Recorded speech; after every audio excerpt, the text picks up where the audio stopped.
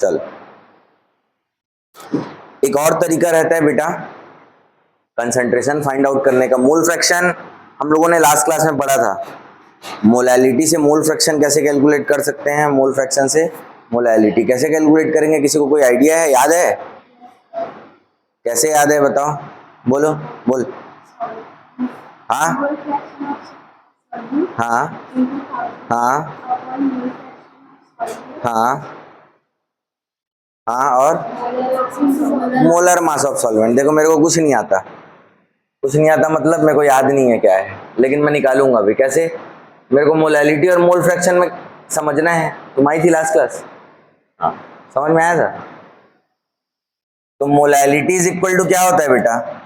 Molality is equal to होता है number of moles. बोलो हाँ। अरे बोलो ना भाई। मोलैलिटी इज इक्वल टू होता है number of moles of solute divide by weight of solvent. अगर ये ग्राम में है तो इनटू 1000। बोलो हाँ। कंसंट्रेशन एक इंटेंसिव प्रॉपर्टी है। मेरा मन करेगा तो मैं पूरा सॉल्यूशन लूंगा, मेरा मन करेगा तो आधा लूंगा, मेरा मन करेगा तो इतना सा लूंगा। मेरा मन कर रहा है कि मैं टोटल मोल्स 1 मोल लूंगा, सॉल्यूशन का टोटल मोल्स 1 मोल निकालूंगा। तो number of moles of solute की जगह पे हो जाएगा मोल फ्रैक्शन ऑफ सॉल्यूट। बोलो हाँ। Mass of solvent number of moles, देखो मोल फ्रैक्शन ही नंबर ऑफ मोल्स है, इनटू मोलर मास करूंगा तो मास ऑफ सॉल्वेंट आ जाएगा। ये देखो ये मोलैलिटी का रिलेशनशिप है। हाँ बोलो ना भाई। इसके आगे बढ़ जाएं? ठीक, कि कुछ दूसरा पढ़े आज, जल्दी बोलो। हाँ यही पढ़ेंगे? ठीक, फिर बाद में तुम लोग कोई जब वापस से पढ़ाऊंगा ना पूरा, तो ऐसे मुंह मत बनाना पढ़ लिए हैं सर, वो तो नए बच्चे लोगों को भी ख्याल रखना पड़ता है ना। चलो, एक और कंसंट्रेशन टर्म है बेटा परसेंटेज। हम लोग वेट बाय वेट देखते हैं, वेट बाय वॉल्यूम देखते हैं, और वॉल्यूम बाय वॉल्यूम देखते हैं। इसके बाद मजा आएगा, इसके बाद पढ़ाऊंगा नॉर्मेलिटी। क्या पढ़ाऊंगा? मजा आएगा, मजा आएगा, क्योंकि जहां पे समझ में नहीं आता वहां पे मजा ज्यादा आता है समझने के बाद। समझ में आया? अब देखो बेटा, वेट बाय वेट परसेंट क्या होता है तुमको मालूम है ना? उस दिन हम लोग कितना फ्रैक्शन पे ज्ञान दे रहे थे कि बेटा आउट ऑफ 1 फ्रैक्शन है, 100 में कितना होता है वो परसेंटेज होता है, ऐसा वैसा बहुत सारी चीज पढ़ रहे थे कि नहीं पढ़ रहे थे? तो परसेंटेज क्या होता है बेटा 100 में। अब 100 kg की 100 ग्राम, इसको फिक्स कर देना है अपने को। जैसे मोलैरिटी में per unit volume of the solution कितने number of moles of solute present है पर यूनिट वॉल्यूम, उसमें पर यूनिट वॉल्यूम लीटर में है, तो मोल पर लीटर को मोलैरिटी बोलते हो, मोल पर ml को नहीं बोलते। समझ रहे हो बात को? वैसी मोलैलिटी पढ़े तो number of moles of solute with 1 kg solvent, पर ग्राम को नहीं बोलते, पर केजी को बोलते हैं। तो फिक्स कर दिए ना, मास ऑफ सॉल्वेंट को केजी में लेना है, वैसे यहाँ पे ग्राम में लेना है। अगर आपको कोई परसेंटेज पूछेगा तो आप ऐसा बोल सकते हो कि अमाउंट ऑफ सॉल्यूट, देखो ध्यान से, amount of solute in grams present in 100 gram of the solution. 100 gram of the 100 gram solution में कितना सॉल्यूट प्रेजेंट है वही परसेंटेज है बेटा। मानते हो क्या? अरे 100 में कितना, वो क्या है? परसेंटेज। 100 ग्राम सॉल्यूशन में कितना अमाउंट ऑफ सॉल्यूट प्रेजेंट है उसको हम लोग क्या बोलते हैं? मास परसेंट। Wait by wait. अच्छा, केमिस्ट्री में मास भी बोलूं तो वही है, वेट भी बोलूं वही है ना। से सर वो जी नहीं लगाया, आप ऐसा मत करना भाई, है उतना नहीं आता मेरे को, ठीक है। चलो, तो amount of solute in grams present in 100 gram of the solution कैसे निकालूंगा? तो देखो दिमाग लगाओ बेटा। 10 आम 20 रुपए में मिलते हैं, नहीं छोड़ो, 20 आम 10 रुपए में मिलते हैं। समझ में आया ना? 1 रुपए में कितना मिलेगा? 2 आम। तो तुमने जो यूनिट था वो रुपीस था, तो रुपीस को नीचे रखा, नंबर ऑफ मैंगोज ऊपर रखे। 1 आम कितने में आएगा? तो 10/20 हो जाएगा, हाफ रुपीस में आ जाएगा। समझ में आया क्या? तो वैसे ही यहां पे मुझे निकालना है बेटा कि सॉल्यूशन के 100 ग्राम में कितना मिलेगा। तो पहले 1 ग्राम में निकालते हैं। तो यहां लिखो मास ऑफ सॉल्यूट। बोलो ना भाई। अब मान लो कुछ मास ऑफ सॉल्यूट जो ग्राम में आपको दिया हुआ है वो कुछ मास ऑफ सॉल्यूशन में दिया हुआ है, मतलब उसका भी कुछ मास होगा बेटा ग्राम में। तो जब तुम मास ऑफ सॉल्यूशन को डिवाइड करोगे तो तुमको 1 ग्राम सॉल्यूशन में कितना मास ऑफ सॉल्यूट है वो मिल जाएगा, और जब मैं इंटू 100 कर दूंगा तो 100 ग्राम में कितना मिलेगा ये मिल जाएगा। बोलो हाँ, अरे बोलो भाई, ये वेट बाय वेट परसेंट हो गया। समझ में आया क्या? समझ में आया क्या? ठीक।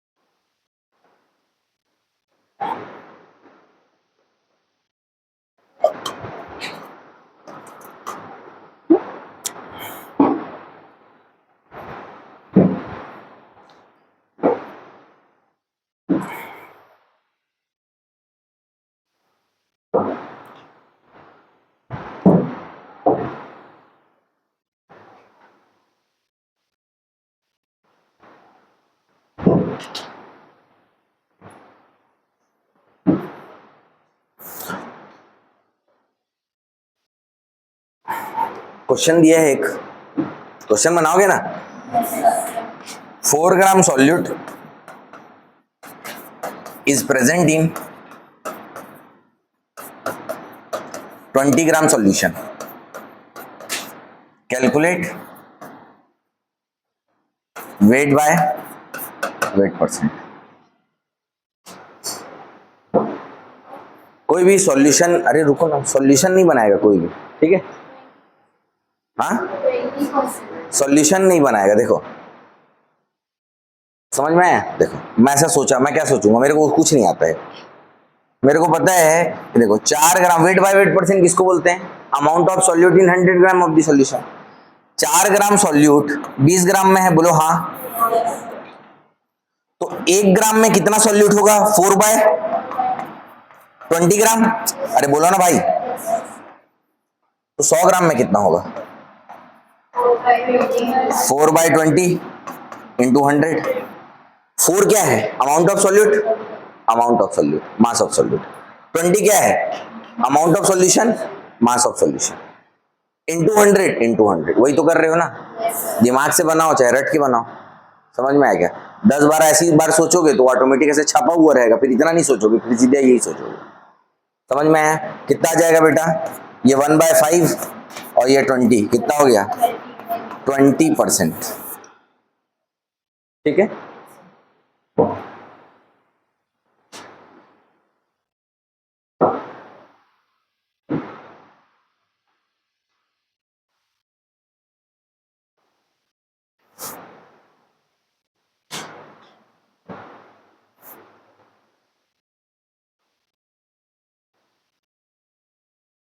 Second question,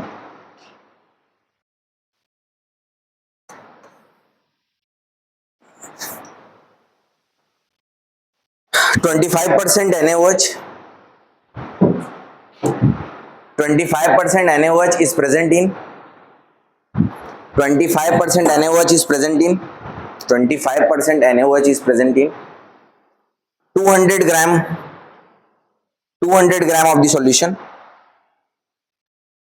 Calculate amount of solute या amount of NaOH. Calculate amount of NaOH present in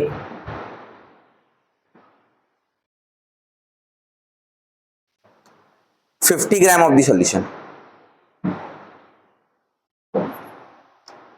Calculate amount of NaOH present in 50 gram of the solution.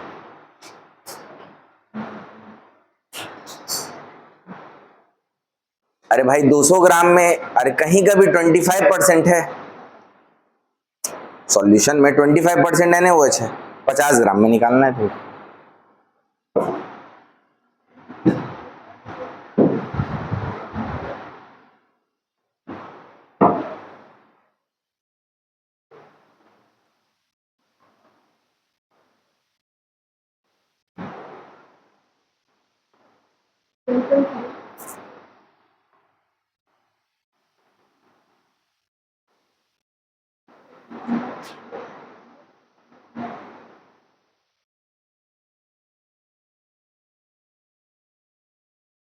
बन गया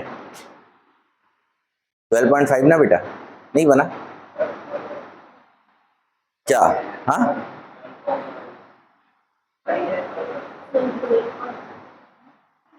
अब भाई तुमको 200 ग्राम का कोई मतलब नहीं है। अब देखो कई लोग बच्चे 2 स्टेप में इसको सॉल्व करेंगे। जैसे एक सॉल्यूशन है, मास ऑफ द सॉल्यूशन क्या है 200 ग्राम, बोलो ना भाई, और इसका 25% क्या है NaOH, बोलो ना भाई। तो सबसे पहले 200 ग्राम में NaOH निकाल लेंगे, है ना। तो 200 का 25% क्या है NaOH, हाँ कि नहीं। Mass of NaOH present in 200 gram solution क्या हो जाएगा बेटा 25% ऑफ 200 ग्राम, तो टोटल 50 ग्राम NaOH प्रेजेंट है 200 ग्राम में। अब 200 ग्राम में सॉल्यूशन है ना, 200 ग्राम सॉल्यूशन में 50 ग्राम क्या है बेटा NaOH, तो 1 ग्राम में कितना होगा NaOH 50/200, 100 ग्राम में कितना होगा, अच्छा 100 में थोड़ी पूछा है, 50 ग्राम में पूछा है ना। 50 ग्राम सॉल्यूशन में कितना NaOH होगा 50/200 इंटू 50, ये 1, ये 4 और ये 12.5। अबे गलत है, गलत है मतलब सही है, लेकिन तुम लोग एक स्टेप बेवजह किए हो। अरे सॉल्यूशन होमोजीनियस मिक्सचर होता है ना, तो तुमको पूरे सॉल्यूशन में कितना NaOH का क्या मतलब है, तुमको जितना दिया हुआ है उसका 25% निकाल लो। नहीं आई बात समझ में, आई बात समझ में। सॉल्यूशन होमोजीनियस मिक्सचर होता है ना, तो तुम 200 ग्राम का निकालोगे फिर उसका 50, क्या मतलब है यार, सीधे 50 ग्राम का 50 ग्राम सॉल्यूशन का 25% NaOH होगा, बोलो हाँ। ये देखो ये 2 और ये 12.5, क्या फालतू काम करेंगे यार, जिसको आगे नहीं नहीं आई बात समझ में, आई बात समझ में। एक ही स्टेप का क्वेश्चन है ना बेटे, तो ज्यादा दिमाग क्यों लगाना कि पहले 200 ग्राम में कितना NaOH फिर 200 में इतना, तो 50, क्या मतलब है। आई ना बात समझ में, क्या बोलना चाहता हूं मैं भाई, होमोजीनियस मिक्सचर है, तुम्हारे अमाउंट के कम ज्यादा करने से परसेंटेज में चेंज हो जाएगा क्या, कि पूरे सॉल्यूशन का सर परसेंट दिया था, अरे पूरे सॉल्यूशन का परसेंट मतलब इतना सा लोगे तो भी वही परसेंट रहेगा, इतना सारा लोगे तो भी वही परसेंट रहेगा। कंसंट्रेशन क्या होता है, इंटेंसिव प्रॉपर्टी होती है। नहीं आई बात समझ में, आई कि नहीं आई बेटा, हो गया, हो गया, सिंपल खेल लिए 2 क्वेश्चन। चलो आगे बढ़े। जैसे वेट बाय वेट परसेंट पढ़े थे ना, वैसे वेट बाय वॉल्यूम परसेंट भी पढ़ते हैं बच्चों। अच्छा ये वाला ना तुम्हारा ऑस्मोटिक प्रेशर के क्वेश्चंस में काम आता है, ये वेट बाय वॉल्यूम परसेंट दिया रहता है, ठीक है। वेट बाय वॉल्यूम परसेंट क्या होगा, amount of solute in grams, amount of solute in grams present in, देखो वेट बाय वॉल्यूम है तो present in 100 ml of the solution, present in 100 ml of the solution, ये क्या हो गया wait by volume percent. तो मैं mass of solution, mass of solute लूंगा बेटा ग्राम में, बोलो हाँ, और ये कितने ml में है जब डिवाइड करूंगा, वॉल्यूम ऑफ सॉल्यूशन किस में लूंगा ml में, तो मुझे 1 ml में कितना सॉल्यूट है वो मिल जाएगा, आई ना बात। और जब मैं इंटू 100 कर दूंगा तो क्या मिल जाएगा मुझे, मास बाय वॉल्यूम परसेंटेज। नहीं आई बात समझ में, आ गई ना।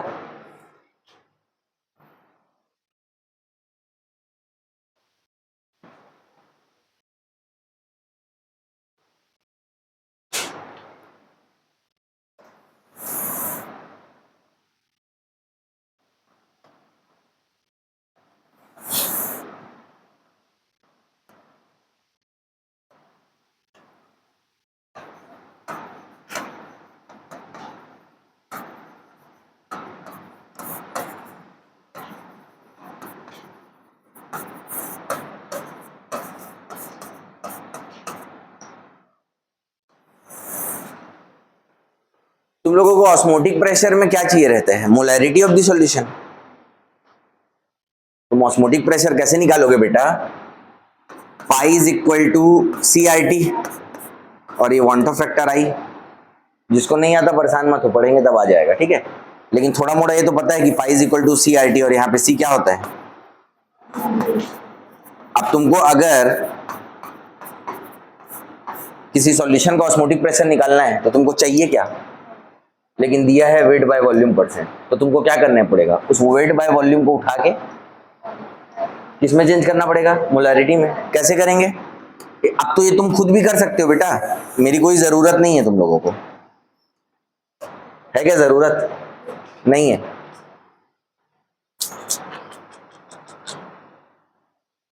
देखो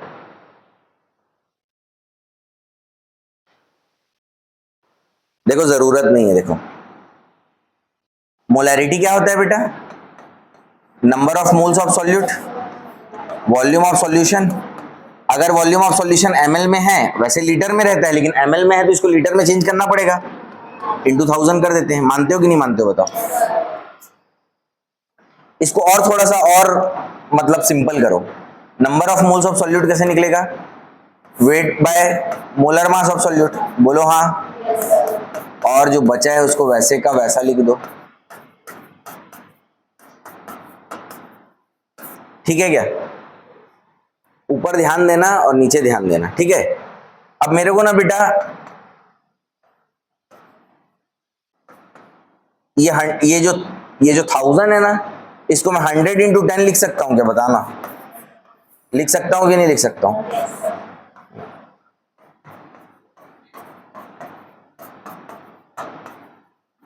अब ध्यान से देखो, यहां पे देखोगे, देखो ये वेट, ये वॉल्यूम और ये भाई साहब 100 को मिला के क्या दिखा?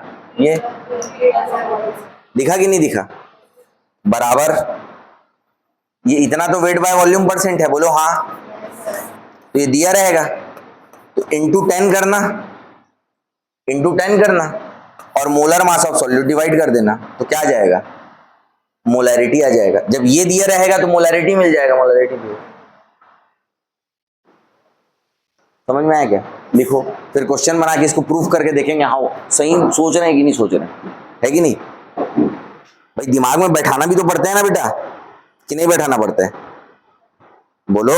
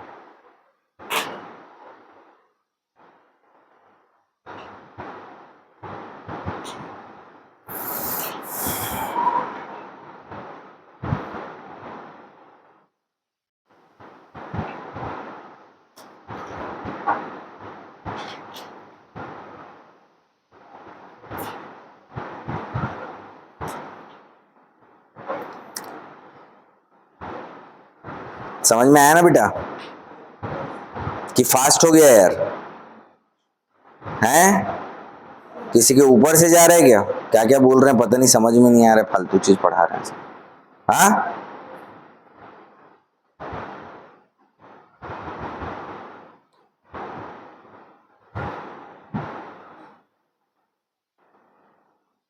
लिखो तो, एक क्वेश्चन लिखो तो। A certain aqueous solution of NaOH, a certain aqueous solution of NaOH has 4% weight by volume. A certain aqueous solution of NaOH has 4% weight by volume. Then calculate molarity of the solution, then calculate molarity of the solution, then calculate molarity of the solution.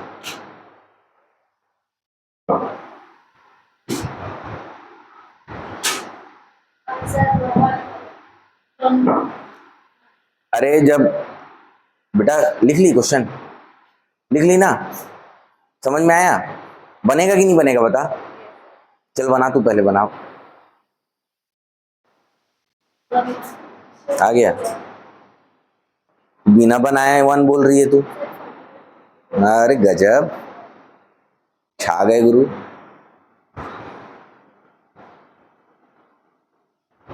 जब तक सोचोगे नहीं ना बेटा अपने तब तक कभी नहीं समझ में आ सकता। समझ में आया? सोचना पड़ता है, जितना सोचोगे उतना फॉर्मूले की जरूरत पड़ेगी। देखो मेरे को कोई बोला है ना 4% NaOH wait by volume, wait by volume, wait by volume, तो मैं समझ जाता हूँ कि 4 ग्राम 100 ml में है, मतलब 1000 ml में कितना है? 40 ग्राम। 40 ग्राम NaOH मतलब कितना है? 1 मोल। 1 मोल 1 लीटर में मतलब 1 मोलर। नहीं बात समझ नहीं, मतलब तो आप फॉर्मूला क्यों पढ़ाए हुए आप फोकट में हम लोगों को? मतलब इसका भी है, कुछ क्वेश्चंस ऐसे ही बन जाते हैं। आपको क्या दिया है? देखो ये फॉर्मूला को देखो, इधर इसको देखो, 4% दिया है मास ऑफ सॉल्यूट। अब देखो वॉल्यूम ऑफ सॉल्यूशन जो है वो हम लोगों को अगर मोलैरिटी में कन्वर्ट करना है, जब मोलैरिटी में कन्वर्ट करना था ना तो यहां से बन सकता है, ये आपको 4 × 10 और मोलर मास कितना बेटा? क्या कर रहा हूं, एक मिनट। देखो ये फॉर्मूला है हमारा, मोलैरिटी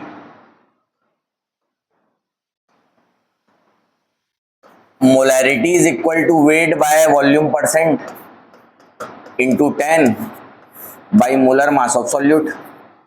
ये दिया है 4% इंटू 10 और मोलर मास 40, 40/40 मतलब मोलैरिटी 1। बोलो हाँ। अब इतना करने से पहले तो मैं बना लिया भाई, मेरे को वेट बाय वॉल्यूम परसेंट दिया है, इसका मतलब क्या? वेट बाय वॉल्यूम परसेंट का मतलब क्या? Amount of solute in 100 gram of the solution. अगर मेरे को 4% NaOH दिया है वेट बाय वॉल्यूम परसेंट, तो मतलब 4 ग्राम NaOH 100 ml में, तो 1000 ml में कितना है? 40 ग्राम। बोलो ना, तो 40 ग्राम NaOH का मतलब 1 मोल, 1 मोल 1 लीटर में मतलब 1 मोलर। बोलो हाँ। मतलब ये भी काम का है, ऐसा नहीं है कि काम का नहीं है, कुछ क्वेश्चन हमसे इजीली ऐसे ही बन जाते हैं। समझ में आया क्या? जो आप सोच के बना रहे हो वो भी यही चीज है, इंटू 10 इसीलिए तो मल्टीप्लाई कर रहे हो, क्योंकि wait by volume percent 100 ml का रहता है, तो आपको 1000 ml में निकालना है, तो 1 लीटर में इंटू 10 करना पड़ेगा ना, तो वेट निकला। Number of amount of solute in 1 litre निकला। आ रही बात समझ में? तो नंबर ऑफ मोल्स में कन्वर्ट करने के लिए क्या करोगे? मोलर मास डिवाइड करोगे। किसी भी तरीके से, कितने सारे अलग अलग तरीके से उस चीज को समझ सकते हो। फिर से देखो, आपको वेट बाय वॉल्यूम परसेंट दिया रहता है, मतलब आपको क्या दिया रहता है? Amount of solute in 100 ml of the solution.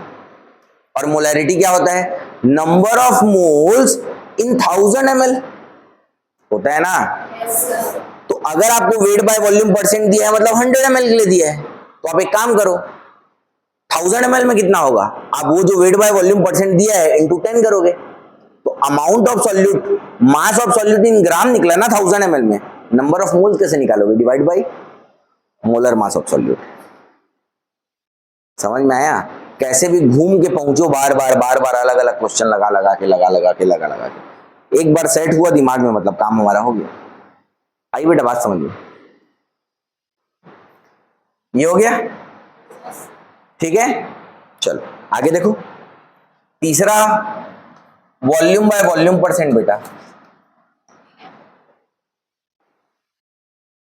Volume by volume percent कैसे निकालेंगे?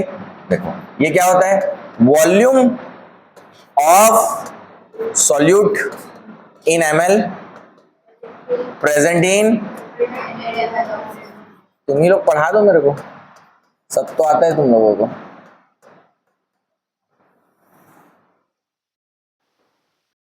ठीक है क्या? फॉर्मूला क्या हो जाएगा? Weight, sorry, volume by volume percent का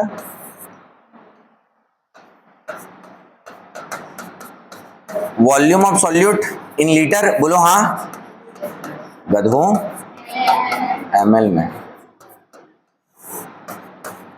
और volume of solution centimetre cube में, बोलो हाँ। अरे हाँ, सेंटीमीटर क्यूब और ml सेम होता है, नहीं होता क्या? नहीं होता क्या? अरे 1 centimetre cube is equal to 1 ml, गधों। ml में लो या सेंटीमीटर क्यूब में लो, बात बराबर है। अरे 1 ml 1 सेंटीमीटर क्यूब होता है ना, तो सेंटीमीटर क्यूब में भी दिया रहेगा, कोई दिक्कत नहीं है, इनटू 100। एक बार ना को हाँ बोलते हो, फिर हाँ को ना बोलते हो, बड़ी परेशानी है तुम लोग के साथ।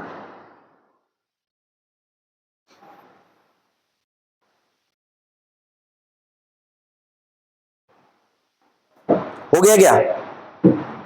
चलो ठीक है, अब एकदम काम की चीज पढ़ते हैं, अब मजा आएगा। ये तो हो गया, क्या पढ़ेंगे अब? नॉर्मैलिटी। किसको किसको नॉर्मैलिटी ऐसे सुन के डर लगता है? नहीं लगता? लगता है कि नहीं लगता है? मेरे को तो लगता था भाई अपने टाइम में। क्यों डर लगता है? किसी चीज से क्यों डर लगता है? अरे क्या एन फैक्टर? नहीं बेटा, एन फैक्टर नहीं। डर तब लगता है जब हमको वो चीज समझ में नहीं आ रही होती, हम उसको रट रहे होते हैं। अब देखो, तुमको मोल्स की फीलिंग आती है कि मोल्स क्या है? 6.022 into 10 to the power 23 atoms, molecules, या फिर आयंस क्या होते हैं? मोल होते हैं। तो मोल तुमको समझ में आता है तो तुम number of moles per litre निकालते हो, molarity, number of moles with 1 kg solvent, molarity, ये सब निकाल लेते हो। लेकिन जब तुमको मैं नॉर्मैलिटी बोलता हूं ना बेटा, कि नॉर्मैलिटी क्या है, मैं क्या बोलता हूं? नॉर्मैलिटी। ये नॉर्मैलिटी जो है ना बेटा, ये मोलैरिटी का भाई है। किसका भाई है? मोलैरिटी और नॉर्मैलिटी में कोई डिफरेंस नहीं है, बस एक छोटा सा डिफरेंस ये है कि मोलैरिटी मतलब number of moles in 1 litre solution, normality मतलब number of gram equivalents, number of gram equivalents of solute in 1 litre solution. बात समझ में आई क्या? अब मोलैरिटी क्या होता था भाई? तुम मोलैरिटी मोल पर लीटर कैसे निकालते थे? टोटल नंबर ऑफ मोल्स को न्यूमरेटर में और volume of solution in litre को डिनोमिनेटर में। तो जैसे ही तुमने वॉल्यूम ऑफ सॉल्यूशन से डिवाइड किया तो 1 लीटर में कितने ग्राम इक्विवेलेंट्स थे वो मिल गए। तो इसका भी वही formula, number of gram equivalents of solute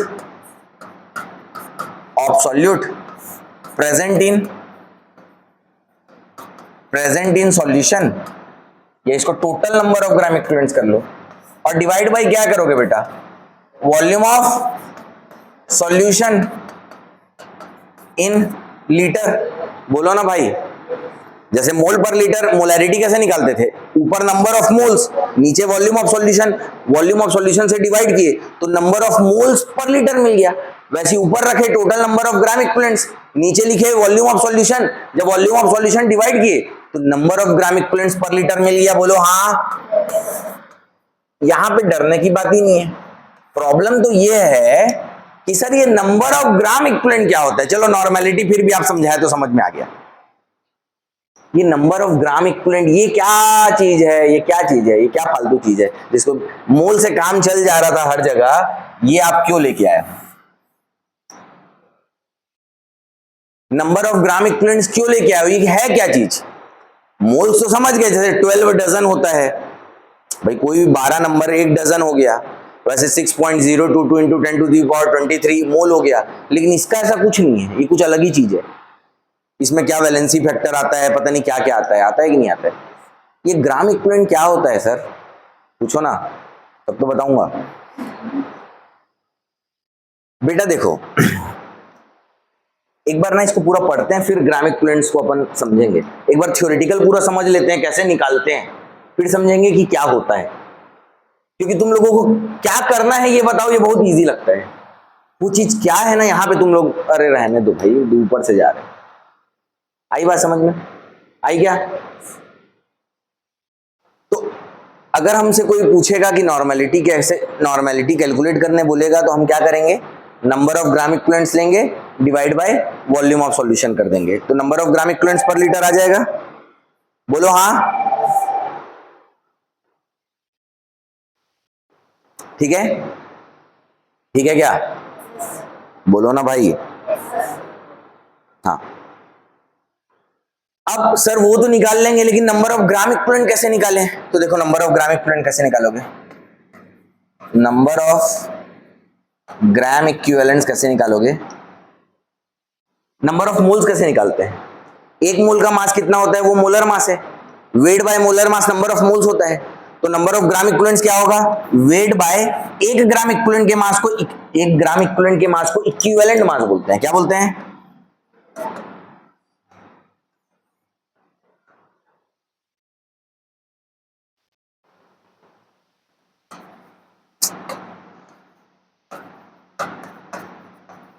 equivalent mass बोलते हैं। जैसे किसी का इक्विवेलेंट मास 2 ग्राम है, तो 4 ग्राम में कितने ग्राम इक्विवेलेंट होंगे? 2। नहीं आई बात समझ में? आई बात समझ में? अरे जैसे किसी का इक्विवेलेंट मास 2 ग्राम है, मत इक्विवेलेंट मास 2 ग्राम है, मतलब 1 ग्राम इक्विवेलेंट का मास कितना है? 2 ग्राम। 4 ग्राम में कितने ग्राम इक्विवेलेंट होंगे? तुम मैथ्स मतलब थोड़ा सा तुमको, 2 ग्राम मतलब 1 ग्राम इक्विवेलेंट, तो 4 ग्राम में कितने ग्राम इक्विवेलेंट होंगे? डिवाइड करोगे ना, ये 1 ग्राम इक्विवेलेंट का मास है, तो डिवाइड करोगे तो 2 ग्राम इक्विवेलेंट होगा ना। वैसे मान लो किसी का 1 ग्राम इक्विवेलेंट का मास 10 ग्राम है, तो 20 ग्राम में कितने होंगे? 20 ग्राम में कितने होंगे? 30 ग्राम में कितने होंगे? 40 ग्राम में कितने होंगे? 50 ग्राम में कितने होंगे? जैसे किसी का 100 ग्राम है इक्विवेलेंट मास, ये 1 ग्राम इक्विवेलेंट के मास को इक्विवेलेंट मास बोलते हैं, ठीक है। 100 ग्राम है, तो 50 ग्राम में कितने ग्राम इक्विवेलेंट होंगे? आधे। तो वही तो कर रहा हूं, वेट। अरे मोलर मास क्या होता है? 1 मोल का मास। जो भी वेट दिया जाता है मोलर मास डिवाइड करते हो तो नंबर ऑफ मोल्स निकलते हैं ना। तो वैसे एक इक्विवेलेंट का मास, 1 ग्राम इक्विवेलेंट का मास इक्विवेलेंट मास, तो वेट से जब इक्विवेलेंट मास डिवाइड करेंगे तो क्या मिलेगा? Number of gram equivalent. नहीं आई बात समझ में? अरे इक्विवेलेंट मास क्या होता है उसको छोड़ो, मैं अगर तुमको बता दिया 1 ग्राम इक्विवेलेंट का मास क्या होता है, तो तुम वेट से इक्विवेलेंट मास को डिवाइड करके नंबर ऑफ ग्राम इक्विवेलेंट निकाल सकते हो ना। yes, बोलो भाई। yes, ये नॉर्मल सी चीज है, मैथ्स है बेटा, मैथ्स। समझ में आया? नहीं आया? अरे 10-10 एप्पल्स का एक पैकेट बनाता हूं, ठीक है। 100 एप्पल्स रखे हैं, कितने पैकेट बनेंगे? इसको शर्ट से सॉल्व कर लेते हो, लेकिन यहाँ पे जहां पे वो पढ़ने वाली चीज आती है, नहीं वहां पे तुम्हारा 1 ग्राम इक्विवेलेंट का मास इक्विवेलेंट मास, तो जो भी वेट दिया है उससे इक्विवेलेंट मास डिवाइड करोगे तो नंबर ऑफ ग्राम इक्विवेलेंट्स मिल जाएंगे। अब बता फिर से, ये 2 ग्राम है, इक्विवेलेंट मास कितना है? 2 ग्राम है। 4 ग्राम में कितने ग्राम इक्विवेलेंट्स होंगे? 6 ग्राम में कितने होंगे? 10 ग्राम में कितने होंगे? तो क्या कर रहे हो तुम लोग? वेट से इक्विवेलेंट मास। अब मुद्दा देखो, नॉर्मेलिटी कोई पूछेगा तो number of gram equivalents by volume कर लेंगे सर, लेकिन बताओ कि इक्विवेलेंट मास कैसे निकलेगा? नंबर ऑफ ग्राम इक्विवेलेंट्स कैसे निकलेगा? नंबर ऑफ ग्राम इक्विवेलेंट्स कैसे निकालेंगे? वेट दिया रहेगा, इक्विवेलेंट मास से डिवाइड करेंगे तो नंबर ऑफ ग्राम इक्विवेलेंट्स निकलेगा। अब ये बताओ कि किसी का इक्विवेलेंट मास क्या होता है? समझ में आया? आ रही है बात समझ में? नहीं आ रही है? आएगी नहीं आई? अरे कोई मुंह बना रहा है क्या? बोलो। सबके तो ठीक दिख रहे हैं मुंह, ऐसा नाक उधर कान उधर ऐसा नहीं हुआ अभी, ठीक है। चलो अब अपन देखते हैं तीसरी पार्ट कि भाई इक्विवेलेंट मास कैसे निकालते हैं। तो बेटा इक्विवेलेंट मास कैसे निकालते हैं, देखो इक्विवेलेंट मास होता है मोलर मास। मोलर मास वही ग्राम एटॉमिक या मॉलिक्यूलर मास, ठीक है, डिवाइड बाय एन फैक्टर। तो देखो नॉर्मेलिटी निकालना है तो number of gram equivalents by volume, number of gram equivalents निकालना है तो वेट बाय इक्विवेलेंट मास, और इक्विवेलेंट मास निकालना है तो molar mass by N factor. बस लास्ट स्टेप ये है कि हमको किसी भी सब्सटेंस का क्या पता होना चाहिए? N factor. एन फैक्टर पता होगा तो इक्विवेलेंट मास निकालेंगे, इक्विवेलेंट मास पता होगा तो नंबर ऑफ ग्राम इक्विवेलेंट्स निकलेगा, और number of gram equivalents by volume करेंगे तो नॉर्मेलिटी आ जाएगा। मतलब मेन मुद्दा क्या है? किसी का भी एन फैक्टर फाइंड आउट करना। नॉर्मली तुमको एसिड दिया रहेगा, बेस दिया रहेगा, सॉल्ट दिया रहेगा, लेकिन हम कंपाउंड्स के लिए भी सीखेंगे। समझ में आया कि कंपाउंड्स का एन फैक्टर क्या होता है वो भी अपन समझेंगे। लेकिन जो चीज हम लोगों को अभी तुरंत जो जरूरत होगी वो है हमारा क्या बेटा, एन फैक्टर एसिड के लिए, बेस के लिए। देखो एन फैक्टर को ही वैलेंसी फैक्टर भी बोलते हैं। क्या बोलते हैं? Valency factor. एसिड्स के लिए क्या होगा वैलेंसी फैक्टर? एसिड्स के लिए क्या होता है बेटा एन फैक्टर, कि कोई एक मॉलिक्यूल कितना H प्लस दे सकता है, number of replaceable H plus ions. एक मॉलिक्यूल कितना H प्लस रिप्लेस कर सकता है, बाहर निकाल सकता है, या समझ में आया? जैसे HCl का एक मॉलिक्यूल कितना H दे सकता है, एक मॉलिक्यूल एक ही दे सकता है, तो इसका एन फैक्टर क्या हो गया? H2SO4 का कितना दे सकता है, तो एन फैक्टर क्या हो गया? HNO3 का कितना हो सकता है, कितना? 1। CH3COOH का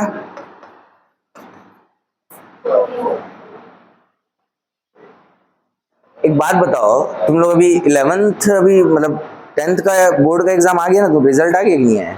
आ गया ना, ठीक है। कैसा रहा? हाँ, तो इसी साल के लायक बात कर रहे हो तुम लोग। CH3COH को पानी में डाल देते हो तो ये भी हाइड्रोजन से कूद कूद के निकल जाते हैं सब हाइड्रोजन, बोलो हाँ। कितने निकलते हैं? तो एन फैक्टर कितना होगा? मैं यहाँ पे लिखा हूँ कि नंबर ऑफ हाइड्रोजन पर मॉलिक्यूल। क्या लिखा हूँ? Number of replaceable H plus ions.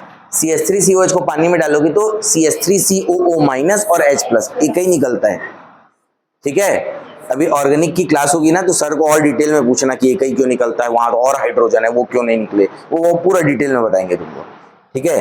तो इसका एन फैक्टर क्या हो जाएगा? 1, ठीक है। क्या लिखो ना इसको, जल्दी जल्दी जल्दी जल्दी लिखो, जल्दी जल्दी। पूरा लिखना है ना बेटा, है?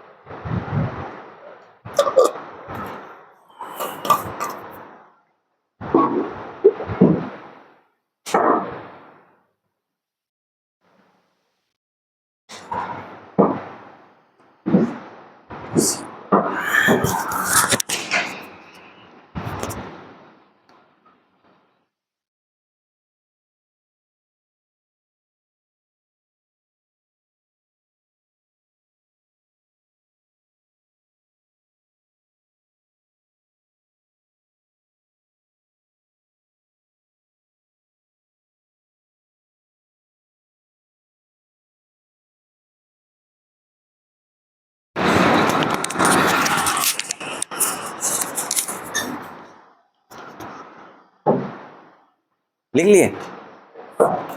इतना समझ में आ गया जो लिखा है बोर्ड पे? आ गया ना? चलो,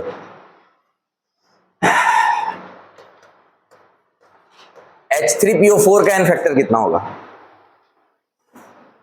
कितना होगा? कितना होगा?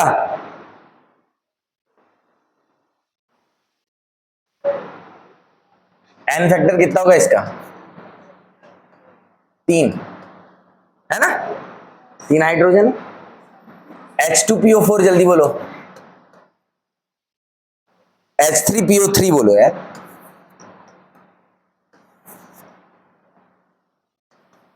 H3PO3 बताओ, बोलो बोलो, जल्दी बोलो।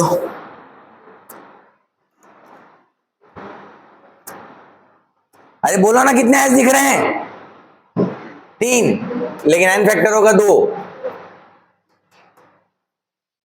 H3PO2 एन फैक्टर कितना होगा? 1।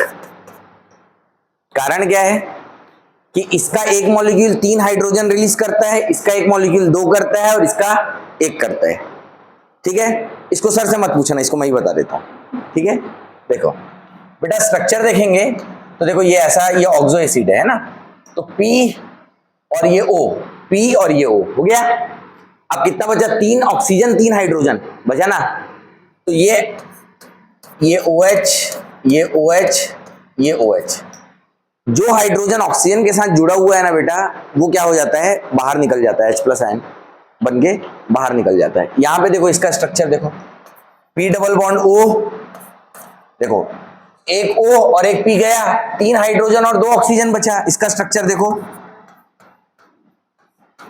जो हाइड्रोजन डायरेक्ट जुड़ा हुआ रहता है ना, वो नहीं निकलता, तो कौन से निकलेंगे? 2। एन फैक्टर कितना है? 2। अभी H3PO2 देखो, P डबल बॉन्ड O, ये OH, ये H और ये H, इसमें कितना निकलेगा? तो इसका एन फैक्टर या वैलेंसी फैक्टर 1, इसका एन फैक्टर या वैलेंसी फैक्टर 2 और इसका एन फैक्टर या वैलेंसी फैक्टर 3। तो स्ट्रक्चर भी मालूम होना चाहिए। बोले CH3CO, sir 4 hydrogen, N factor लिखो सर 4, ऐसा नहीं होना चाहिए भाई, है कि नहीं बेटा?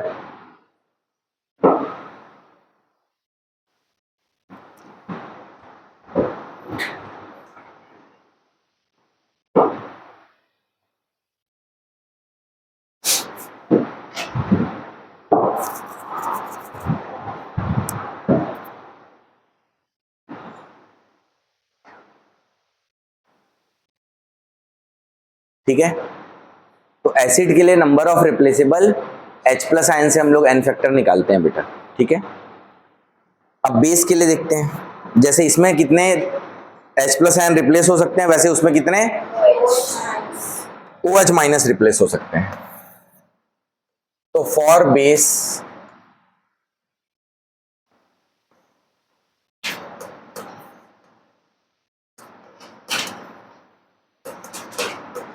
OH- ions,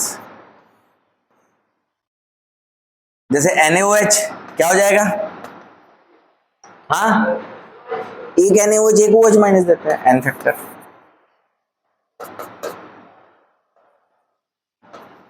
MgOH whole twice 2, AlOH thrice, जल्दी बोलो, BOH थ्राइस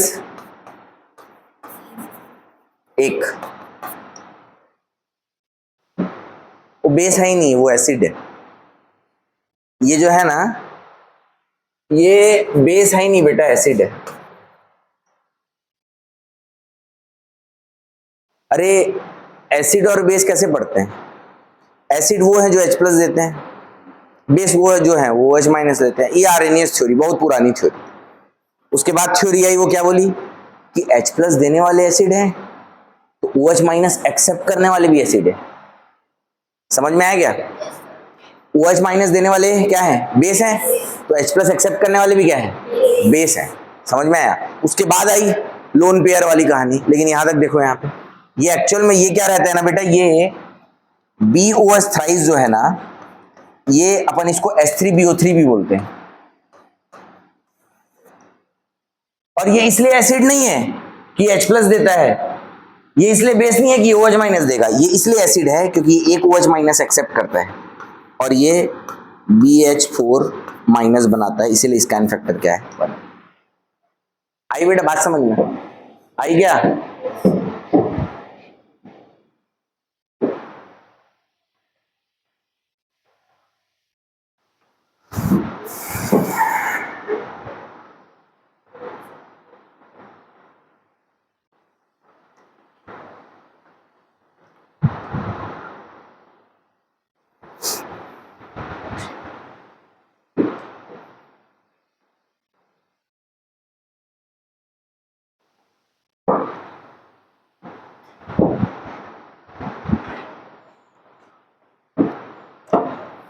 हो गया?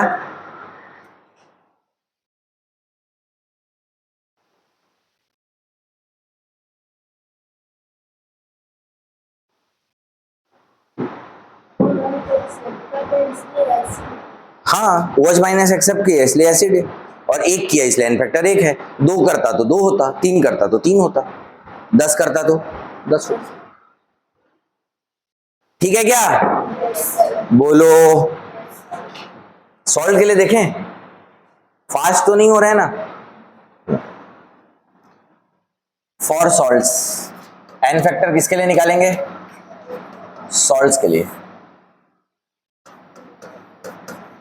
टोटल चार्ज ऑन केटायन या फिर anion, total charge on cation या फिर एनायन। देखो सुनो मेरी बात, कोई भी सॉल्ट जो होता है ओवरऑल न्यूट्रल होता है बेटा, कोई भी चार्ज जो होता है वो ओवरऑल न्यूट्रल होता है। NaCl, Na plus Cl minus, Na2SO4, 2Na plus, 2 positive charge, SO4 minus 2 negative charge. तो उसमें केटायंस और एनायंस होते हैं, लेकिन ओवरऑल जो चार्ज है उसका जो तुम फॉर्मूला लिखते हो वो न्यूट्रल रहते हैं। बात समझ में आ रही है क्या? तो अगर आप पूरे केटायन के चार्ज को देखोगे तो उतना ही एनायन का भी चार्ज रहेगा, बस प्लस की जगह माइनस रहेगा। आपको या तो टोटल केटायन का टोटल पॉजिटिव चार्ज निकालना है या तो एनायन का टोटल नेगेटिव चार्ज निकालना है, उसका मैग्नीट्यूड लिख देना है, वही एन फैक्टर होता है। जैसे NaCl, Na plus plus 1, Cl minus 1, n factor 1।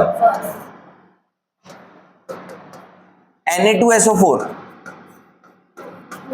2Na plus 2 positive charge, SO4 minus 2 negative charge, n factor.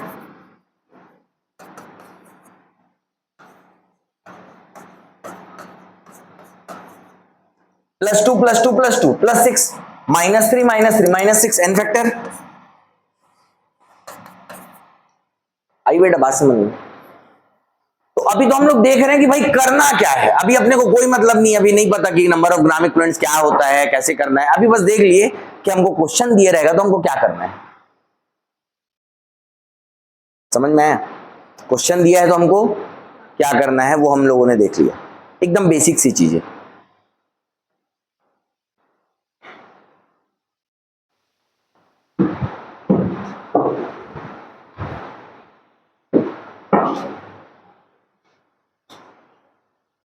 हो गया? एक क्वेश्चन बनाते हैं, सारी चीज को एक बार में अब एक क्वेश्चन के थ्रू समझ लेते हैं तो हमारा टेंशन खत्म हो जाएगा। ठीक है क्या? ठीक है क्या? इतना लिख लियो, सब एक एक चीज लिख लियो, और ये दोनों तीनों स्लाइड की सारी चीजें समझ में आ गई है। याद हो नहीं हो उससे मेरे को मतलब नहीं है, समझ में आना चाहिए कि जो भी मैं लिखा हूं, हाँ सर ये आप क्यों लिखे हो ये हमको पता है। आ गई बात समझ में? आ गई ना? चलो क्वेश्चन लिखेंगे बेटा। 4.9 ग्राम H2SO4 is dissolved in 200 ml solution. Calculate normality of the solution. Calculate normality of the solution. ये हमारा क्वेश्चन है। बोलो बेटा, तुम लोगों को सॉल्व नहीं करना है, मैं ही सॉल्व करूंगा भाई, मैं ही करूंगा, बाद में सॉल्व करना तुम। ये क्वेश्चन है हमारा। देखो हम लोगों से क्या पूछ रहे हैं बेटा, हम लोगों से पूछ रहा है कि नॉर्मेलिटी बताओ। नॉर्मेलिटी अगर आपको फाइंड आउट करनी है तो आपको इस 4.9 ग्राम में कितने नंबर ऑफ ग्राम इक्विवेलेंट्स हैं वो पता होने चाहिए। और जब आप volume of solution in litre से डिवाइड करोगे, लेकिन यहां ml है तो यहां इन ml करेंगे और इसको लीटर में चेंज करेंगे 1000 से, वो इनटू करके लिखता हूं। अगर आप लोगों को समझ में आता है तो हाँ, तो ही हाँ बोलना, नहीं तो ना बोलना, तो नॉर्मेलिटी निकल जाएगा। बोलो हाँ। सबको समझ में आ गया कि यहां लीटर होना चाहिए था, ml है इसलिए इनटू 1000 किया गया है। ठीक है क्या? ठीक।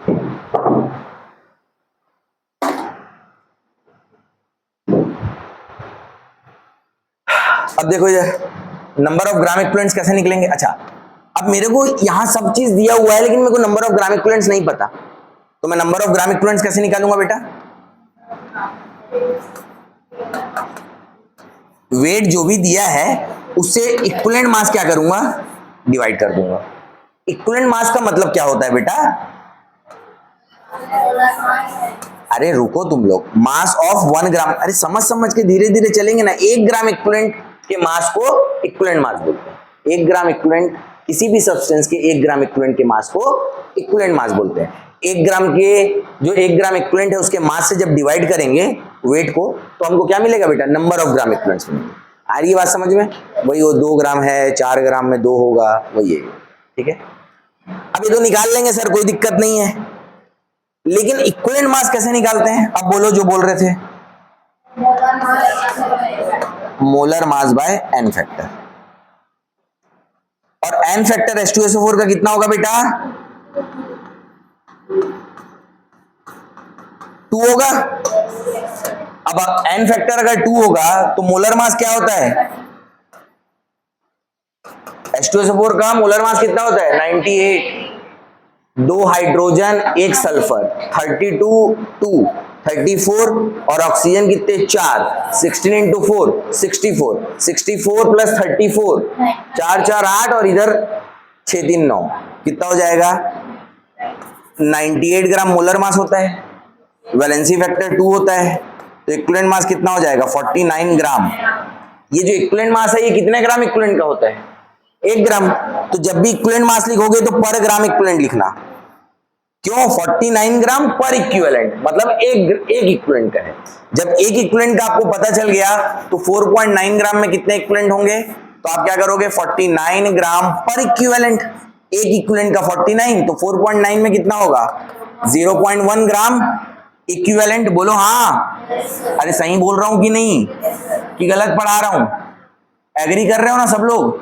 हाँ बोलो। ये हो गया ग्राम इक्विवेलेंट। अब मेरे को पता चल गया कि 0.1 ग्राम इक्विवेलेंट जो है वो 200 ml में है, तो 1000 ml मतलब 1 लीटर में कितना होगा? 0.5 ग्राम इक्विवेलेंट पर लीटर। मानते हो क्या? मतलब नॉर्मेलिटी कोई पूछेगा क्या बोलूंगा? 0.5। जितना अपन पढ़े उसको यहां पे छाप दिए। बोलो हाँ। कोई परेशानी, दुख, किसी प्रकार की कोई दिक्कत नहीं? नोट कर लो। लेकिन इतना तुमको करने की जरूरत नहीं है, समझ में आया? इतना सब एक ये निकाले फिर ये निकाले फिर ये निकाले फिर ये निकाले, सब फालतू चीज बेटा।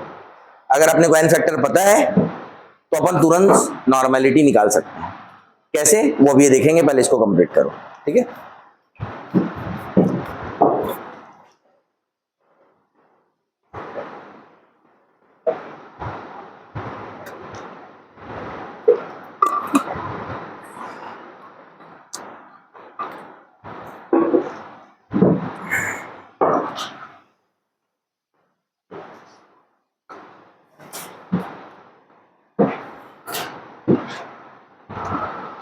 हो गया क्या? चलो, ये हो गया। कितने बार लिखेगी? 2-3 बार तो लिख चुकी है तू।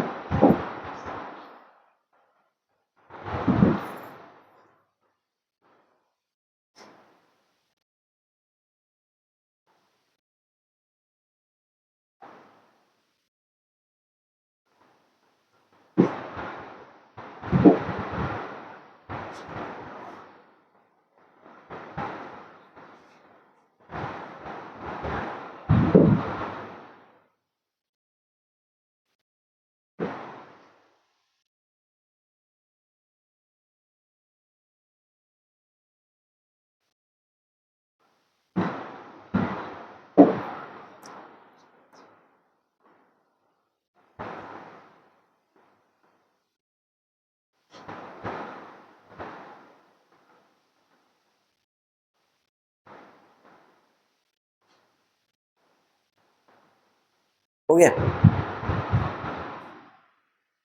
चलो देखो आगे बढ़े। इतना स्लाइड क्लियर है? कोई दिक्कत नहीं है?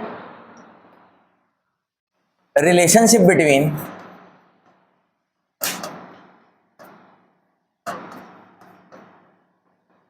number of moles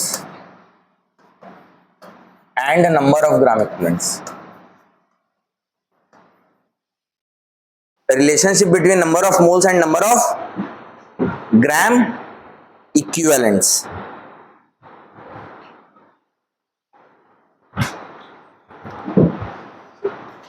number of moles क्या होता है? अच्छा छोड़ो, नंबर ऑफ ग्राम इक्विवेलेंट्स क्या होता है? बोलो ना भाई। Weight by equivalent mass. जो भी मास दिया है डिवाइड बाय इक्विवेलेंट मास करता हूं तो क्या निकलता है? Number of gram equivalents. अच्छा बेटा ये इक्विवेलेंट मास क्या होता है? Molar mass by N factor. Molar mass divide by N factor. बोलो हाँ। वेट बाय मोलर मास क्या होता है? वेट बाय मोलर मास, ये जो नीचे एन फैक्टर है इसको ऊपर ले जाके मल्टीप्लाई कर देता हूं। और वेट बाय मोलर मास क्या होता है बेटा? Number of moles. मतलब आप कुछ मत करो इतना सब फालतू चीज, आप क्या करो, जो भी नंबर ऑफ मोल्स, पहले नंबर ऑफ मोल्स निकाल लो और इनटू एन फैक्टर करोगे तो नंबर ऑफ ग्राम इक्विवेलेंट्स मिल जाएंगे। बोलो हाँ। तो number of gram equivalents is equal to number of moles into N factor. ठीक है, ठीक है।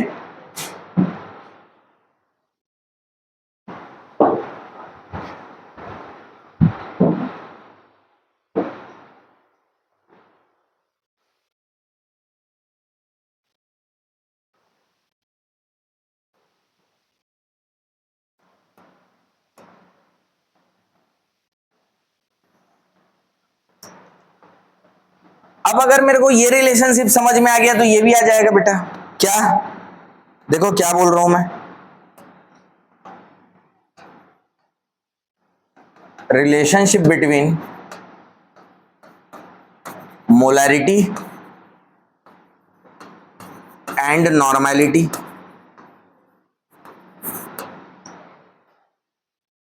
अब देखो नंबर ऑफ ग्राम इक्विवेलेंट्स क्या होता है? नंबर ऑफ ग्राम इक्विवेलेंट्स आप कैलकुलेट कर सकते हो जब आपको नंबर ऑफ मोल्स पता होगा, इनटू आप एन फैक्टर करोगे। बोलो हाँ। अगर मैं दोनों साइड वॉल्यूम डिवाइड कर दूं, वॉल्यूम ऑफ सॉल्यूशन डिवाइड कर दूं, तो number of gram equivalents by volume of solution क्या हो जाएगा? नॉर्मेलिटी। और number of moles divide by volume of solution क्या हो जाएगा? मोलैरिटी। अब ये मल्टीप्लाई में है तो दोनों से थोड़ी होगा, किसी भी एक से कर लिए, हो गया। करोगे क्या? बोलो। प्लस होता तो दोनों से होता ना बेटा। तो इनटू क्या कर देंगे? N factor.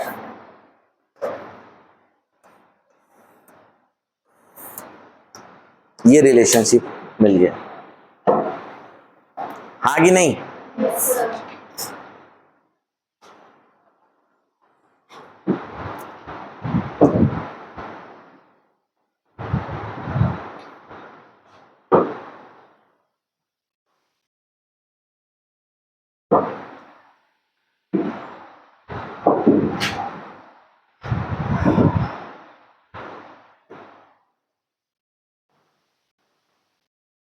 किसी भी केटायन या एनायन का जो एन फैक्टर होगा ना उसके ऊपर जो चार्ज होता है उसी के बराबर होता है। जैसे Ca2 प्लस तो 2, Al3 प्लस तो 3, Na प्लस मतलब 1, Cl माइनस मतलब 1, O माइनस 2 मतलब 2, अगर ऑक्सीजन एटम की बात हो रही है तो, है ना?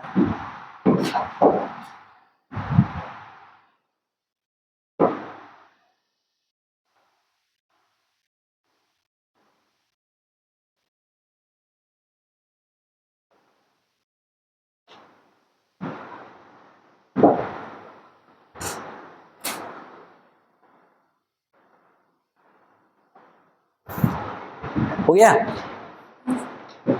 अब वही क्वेश्चन यहां पे रहता, मान लो हमारे पास ये हो गया, लिख लिया आप लोगों ने सब। यही क्वेश्चन रहता अपने पास कि 4.9 ग्राम H2SO4 जो है वो 200 ml में डिसॉल्व हुआ है, तो बताओ कि उसकी नॉर्मेलिटी क्या होगी। तो मैं क्या करता, मोलैरिटी निकाल लेता और इनटू एन फैक्टर कर देता। तो मोलैरिटी क्या होगी? 4.9 डिवाइडेड बाय 98 ग्राम पर मोल। बोलो हाँ। तो नंबर ऑफ मोल्स निकल जाते, फिर divide by number of moles by volume of solution ml में है तो इनटू 1000 कर देता। तो ये क्या निकल गया? मोलैरिटी। अरे बोले करना बेटा कुछ। और इंटू एन फैक्टर कितना है 2, हाँ कि नहीं? ये देखो, ये 200, ये 5, ये आपका 1/2 है ना, 1/20, और ये 5 और ये 2, इसको सॉल्व करोगे 0.5 आ जाएगा, मतलब 0.5 ग्राम इक्विवेलेंट पर लीटर। सॉल्व करके देख लो, इतना ही आना है। तो ये देखो, इतना सब करने की कि मैं पहले ये निकाल लूं फिर ये निकाल लूं, अरे मत करो, मोलैरिटी आता है तुरंत निकालो, इनटू एन फैक्टर करो, normality, number of gram equivalent चाहिए, नंबर ऑफ मोल्स निकालो, इनटू एन फैक्टर करो। 4.9 डिवाइड बाई 98, 1/20 इंटू 10, मतलब 1/10 इंटू 2, मतलब 0.1 gram equivalent, divide by 200, solve किए 0.5 ही आ गया, हाँ कि नहीं? तुरंत तुरंत बन रहे हैं ना, अब बन रहे कि नहीं बन रहे? बोलो। ठीक, तो अब कैलकुलेट करने में अपने को कोई दिक्कत नहीं है क्या भाई? किसी का भी कुछ भी वेट दिया रहेगा, हम अपने को एन फैक्टर पता रहेगा, अपन उससे क्या करेंगे, नंबर ऑफ ग्राम इक्विवेलेंट्स निकालेंगे और नॉर्मेलिटी अपन निकाल सकते हैं।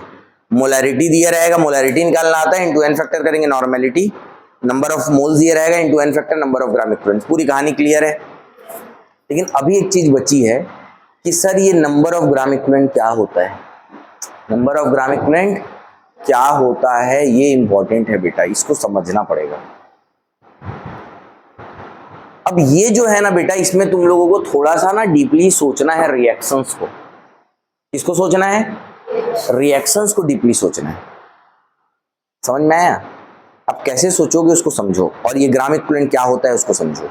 इतना सब ये जो अभी तक यहां तक मैं पहुंचा हूं, ये किसका किसका क्लियर हो गया मेरे को बता दो, यहां तक हाथ ऊपर करो। थोड़ा थोड़ा हुआ है क्लियर कि पूरा समझ में आया? आ गया पूरा? कॉन्फिडेंट नहीं है ना बेटा? फिर भी परेशान होके पढ़ेगी ना तो कभी कॉन्फिडेंट नहीं रहेगी। खुश जहां पे भी है मेरे से पूछ तुरंत, समझ में आया ना कि सर ये क्या बोले आप, मेरे को नहीं आया। ठीक है, समझ में आया ना बच्चे? भले रुक के धीरे, इसलिए तो मैं तुम लोगों से पूछा कि फास्ट थोड़ी हो रहा है। इतनी बात आ गई समझ में? कुछ नहीं है बेटा, मैं बताया हूं कि नॉर्मेलिटी कैसे निकालना है, number of gram equivalents by volume, number of gram equivalent कैसे निकलेगा, weight by equivalent mass, equivalent mass कैसे निकलेगा, मोलर मास बाय एन। ये जो स्टेप्स है ना, इसको समझना है। और फाइनली मेरे को बाद में समझ में आ गया, इतना करने की जरूरत नहीं, number of gram equivalent number of moles into N factor होता है, तो जब भी मुझे कहीं नंबर ऑफ ग्राम इक्विवेलेंट्स की जरूरत पड़ेगी तो मैं नंबर ऑफ मोल्स निकाल के एन फैक्टर मल्टीप्लाई कर दूंगा। ठीक है, अब बहुत ध्यान से समझो कि जब नंबर ऑफ मोल्स वाली चीज बहुत अच्छे से हमारे पास थी, तो नंबर ऑफ ग्राम इक्विवेलेंट्स वाली चीज क्यों आई, इसको पढ़ने की जरूरत क्या है, ये क्या चीज है समझो बेटा। देखो, इधर से मैं मास, केमिस्ट्री में तुमने फिजिक्स में पढ़ा है, मास डिफेक्ट, मास गायब हो जाता है, मास प्रोड्यूस हो जाता है, वो न्यूक्लियर एनर्जी, ये वो। केमिस्ट्री में न्यूक्लियस कभी भी इन्वॉल्व नहीं होता, ये पता है ना, ये पूरी कहानी इलेक्ट्रॉन्स का खेल है। तुम बोलते हो law of conservation of mass, chemistry में law of conservation of mass होता है, फिजिक्स में नहीं होता, क्योंकि फिजिक्स में न्यूक्लियस का डिसइंटीग्रेशन होता है तो कुछ मास एनर्जी में कन्वर्ट हो जाता है। तुम बहुत कुछ पढ़ चुके हो क्लास 12th में, ठीक है, पढ़ लियो ना। लेकिन केमिस्ट्री में एक हम लोग लॉ पढ़ते हैं, लॉ ऑफ कंजर्वेशन ऑफ मास। कोई भी मास इधर उधर नहीं होता भाई, इधर से जो चीज आ रही है इधर भी उतनी ही है। कभी देखे हो कि सोडियम क्लोरीन बन गया, सोडियम मैग्नीशियम बन गया, ऑक्सीजन नाइट्रोजन बन गया, कार्बन ऑक्सीजन बन गया। कोई भी एटम का एटॉमिक नंबर फिक्स रहता है, मतलब न्यूक्लियस के साथ कोई भी छेड़खानी कभी भी नहीं हो सकती है पूरी केमिकल रिएक्शन में। सिर्फ ये इलेक्ट्रॉन्स का ही खेल है पूरी केमिस्ट्री। समझ में आया? अब इधर कोई एक एटम है, वो एक इलेक्ट्रॉन रिलीज किया, समझ में आया? तो वो जो एक मोल इलेक्ट्रॉन इधर गए तो एक्सेप्ट भी इधर एक मोल होगा ना। आ रही है बात समझ में? रिएक्शन के दौरान कोई चीज गायब या नहीं पैदा तो नहीं हो रही है। अब मान लो कोई एक रिएक्शन देखो, कौन सी रिएक्शन देखे अपन, मान लो देखो कि H2, समझना बात को, H2 प्लस Cl2 ये बना रहे हैं 2HCl।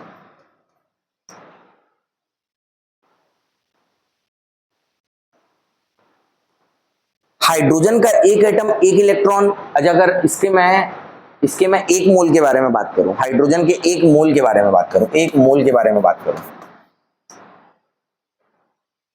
ठीक है। 1 मोल में कितने एटम है? 2 मोल एटम है। 1 मोल मॉलिक्यूल में 2 मोल मॉलिक्यूल है। अरे 2 मोल एटम है, कुछ भी हाँ हाँ बोलते हो तुम लोग, समझ में आता नहीं तुम लोग को, आगे नहीं। 2 मोल कौन से एटम? हाइड्रोजन। हाइड्रोजन ना, अगर तुमको थोड़ा रेडॉक्स रेडॉक्स वाला क्लियर है तो हम ये बोल के चलते हैं कि इसने इसके 1 मोल, ये 1 मोल इलेक्ट्रॉन रिलीज किया है, मान लो इसका 1 मोल हाइड्रोजन 1 मोल इलेक्ट्रॉन के साथ शेयरिंग करेगा या 1 मोल इलेक्ट्रॉन देगा। 1 मोल हाइड्रोजन एटम्स 1 मोल इलेक्ट्रॉन देगा या शेयर करेगा, उसके अलावा इसके पास कोई ऑप्शन नहीं है। क्लोरीन को देखो, इसका 1 मोल जो है, 1 मोल जो मॉलिक्यूल है उसके पास 2 मोल क्लोरीन एटम्स है।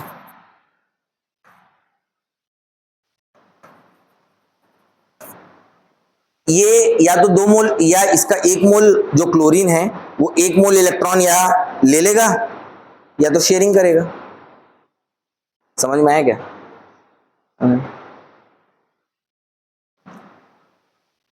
1 ग्राम इक्विवेलेंट या इक्विवेलेंट मास क्या होता है पता है बेटा? किसी भी रिएक्शन के दौरान किसी भी सब्सटेंस का 1 ग्राम इक्विवेलेंट वो मास होता है जो 1 मोल इलेक्ट्रॉन ले रहा होता है या 1 मोल इलेक्ट्रॉन दे रहा होता है। 1 मोल इलेक्ट्रॉन ले रहा होता है या 1 मोल इलेक्ट्रॉन दे रहा होता है या 1 मोल इलेक्ट्रॉन के साथ शेयरिंग कर रहा होता है। समझ में आया? हाइड्रोजन का अगर, इतनी बात तो समझ में आ गई है तुम लोगों को। अब हाइड्रोजन को प्रेम से देखो, इसकी स्टोइकियोमेट्री क्या बोलती है कि 1 मोल हाइड्रोजन जो है 1 मोल क्लोरीन से रिएक्ट करता है। 1 मोल हाइड्रोजन कितने मोल इलेक्ट्रॉन के साथ, मतलब कितने मोल इलेक्ट्रॉन के साथ वो या तो देगा या तो लेगा या तो शेयरिंग करेगा? 1 मोल हाइड्रोजन के बारे में बात कर रहा हूं। 2 मोल, 1 मोल हाइड्रोजन एटम 1 मोल, इसमें कितने मोल हाइड्रोजन एटम्स हैं? 2, तो कितने मोल इलेक्ट्रॉन के साथ रिलेट करेगा? 2।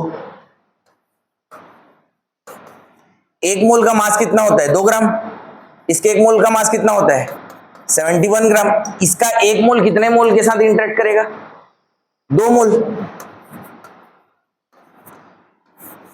किसी भी सब्सटेंस का 1 ग्राम इक्विवेलेंट क्या है? वो मास है, किसी भी सब्सटेंस का इक्विवेलेंट मास वो मास है जो 1 मोल इलेक्ट्रॉन के साथ खेलता है। तो 2 ग्राम, इसका 2 ग्राम कितने मोल के साथ खेला? तो 1 मोल के साथ कितना ग्राम खेला? इसका इक्विवेलेंट मास जो है वो 1 ग्राम है, इसका इक्विवेलेंट मास। इसका 71 ग्राम कितने मोल इलेक्ट्रॉन के साथ खेला? तो 1 मोल के साथ कितना खेलेगा? तुम लोग देखना, तुम हाइड्रोजन का वैलेंसी फैक्टर ना एन फैक्टर देखना, अगर तुम थोड़ा कभी पढ़े रहे होगे तो 2 लेते हैं। हाइड्रोजन मॉलिक्यूल का 2 लेते हैं, क्लोरीन का क्या लेते हैं? एन फैक्टर 2 लेते हैं। समझ में आया? आया? ऑक्सीजन का कितना लेते हैं याद है तुमको? O2 का कितना लेते हैं? O2 का कितना लेते हैं? रिएक्शंस कभी O2 का तुम ग्राम इक्विवेलेंट नहीं निकाले हो? और कभी पढ़े थे कि O2 का ग्राम इक्विवेलेंट 8 ग्राम होता है, ऐसा करके पढ़े हो? नहीं पढ़े हो? अब देखो, O2 कहीं पर रिएक्ट कर रहा है तो ऑक्सीजन का 1 एटम 2 मोल इलेक्ट्रॉन लेता है, O-2 बनाता है, याद करो। तो 2 मोल ऑक्सीजन कितना होगा? 4। तो 1 मोल जो इलेक्ट्रॉन है, 1 मोल जो ऑक्सीजन है वो 4 मोल इलेक्ट्रॉन के साथ खेलेगा। मतलब 32 ग्राम जो है वो 4 के साथ खेलेगा, तो 1 मोल इलेक्ट्रॉन के साथ कितना खेलेगा? 8 ग्राम खेलेगा। 8 ग्राम इसका इक्विवेलेंट मास होता है। आई बात समझ में? थोड़ी थोड़ी। किसी भी सब्सटेंस का 1 ग्राम इक्विवेलेंट वो मास होता है जो या तो 1 मोल इलेक्ट्रॉन ले रहा है या तो 1 मोल इलेक्ट्रॉन दे रहा है या 1 मोल इलेक्ट्रॉन के साथ शेयरिंग कर रहा है। समझ में आया? समझ में आया? जैसे हाइड्रोजन का अगर मैं 1 मोल लिया तो वो 2 मोल के साथ खेला, तो 2 ग्राम 2 मोल के साथ खेला, तो 1 मोल कितने के साथ खेला? 1 ग्राम के साथ। क्लोरीन जो है वो क्लोरीन का 1 मोल 2 मोल इलेक्ट्रॉन लेगा या शेयरिंग करेगा, तो 71 ग्राम 2 मोल के साथ कर रहा है, तो 35.5 ग्राम कितने के साथ करेगा? ये बात समझ में आई? अच्छा, अब देखो हाइड्रोजन का हमेशा 1 ग्राम 1 मोल इलेक्ट्रॉन रिलीज करता है या लेता है, और क्लोरीन का 35.5 ग्राम 1 मोल इलेक्ट्रॉन देता है या लेता है। तो जब दोनों का रिएक्शन करवाओगे तो हाइड्रोजन का 1 ग्राम 35.5 ग्राम से रिएक्ट करेगा, क्योंकि ये 1 मोल इलेक्ट्रॉन दिया, वो 1 मोल इलेक्ट्रॉन लिया, तो इसका 1 मोल इलेक्ट्रॉन देने वाले का मास कितना है? 1 ग्राम। उसके 1 मोल लेने का मास कितना है? 35.5 ग्राम। तो तब तो बैलेंस कर लिए ना तुम लोग। नहीं आई बात समझ में? आई बात समझ में? अब देखो, अगर मैं यही रिएक्शन एकदम सिंपल करता हूं, मैं क्या करता हूं बेटा, Na और मान लो Cl एटम का रिएक्शन करवाता हूं, ठीक है। सोडियम क्या किया, एक सोडियम एटम का 1 मोल दिया और क्लोरीन का 1 मोल एटम इलेक्ट्रॉन लिया, तो इसका जो मोलर मास है 23 और इसका जो मोलर मास है 35.5 ग्राम। 1 मोल सोडियम 1 मोल इलेक्ट्रॉन दिया, 1 मोल क्लोरीन 1 मोल इलेक्ट्रॉन लिया। समझ में आया? जब क्लोरीन एटम के बारे में बात करेंगे तो इसका एटम तो 1 ही मोल देगा, तो 35.5 ग्राम फिर आ गया। आया कि नहीं आया? आया कि नहीं आया? ग्राम इक्विवेलेंट एकदम सिंपल सी चीज है बेटा। ग्राम इक्विवेलेंट ये है कि किसी भी सब्सटेंस, दुनिया का कोई भी सब्सटेंस रहे, उसका 1 ग्राम इक्विवेलेंट वो मास है जो 1 मोल इलेक्ट्रॉन या तो ले रहा है या तो दे रहा है, तो शेयरिंग कर रहा है। आई बात समझ में? तो हम एन फैक्टर से डिवाइड करके क्या निकाल रहे होते हैं पता है? मान लो कोई ए सब्सटेंस है, ये 3 मोल देता है, तो इसका मोलर मास कितना देता है? 3 मोल देता है, तो 1 मोल कितना देगा? आई बात समझ में? आई बात समझ में? देखो फिर से इसको जब तक समझ में, जब तक फील नहीं आएगा तब तक करो। देखो ये मान लो MnO4 माइनस जो है, ये किसी रिएक्शन में Mn+2 में चेंज हो जाता है। किसमें चेंज हो जाता है? यहां अगर मैंगनीज Mn का मेरे को एन फैक्टर निकालना है, एन फैक्टर, तो मैं क्या करूंगा, यहां पे इसकी ऑक्सीडेशन स्टेट क्या है? अगर इसका MnO4 माइनस 1 मोल, ये 1 मोल Mn+2 बनाया, तो ये +7 से +2 चला गया, मतलब इसने कितना इलेक्ट्रॉन एक्सेप्ट किया? 5 मोल। थोड़ा सा रेडॉक्स के साथ रिलेट करो, तो इसका 1 मोल जो है 5 मोल इलेक्ट्रॉन के साथ इंटरेक्ट किया है, तो 1 मोल इलेक्ट्रॉन के साथ कितना इंटरेक्ट हुआ? मोलर मास डिवाइड बाई 5, ये इसका एन फैक्टर हो गया। अब बेसिक से तुम चलो, जो तुम यहां पे मैं कैलकुलेट करना चाह रहा हूं, कहां है एसिड बेस? ये रहा एसिड बेस। एसिड के लिए क्यों बोले number of replaceable H+ ion?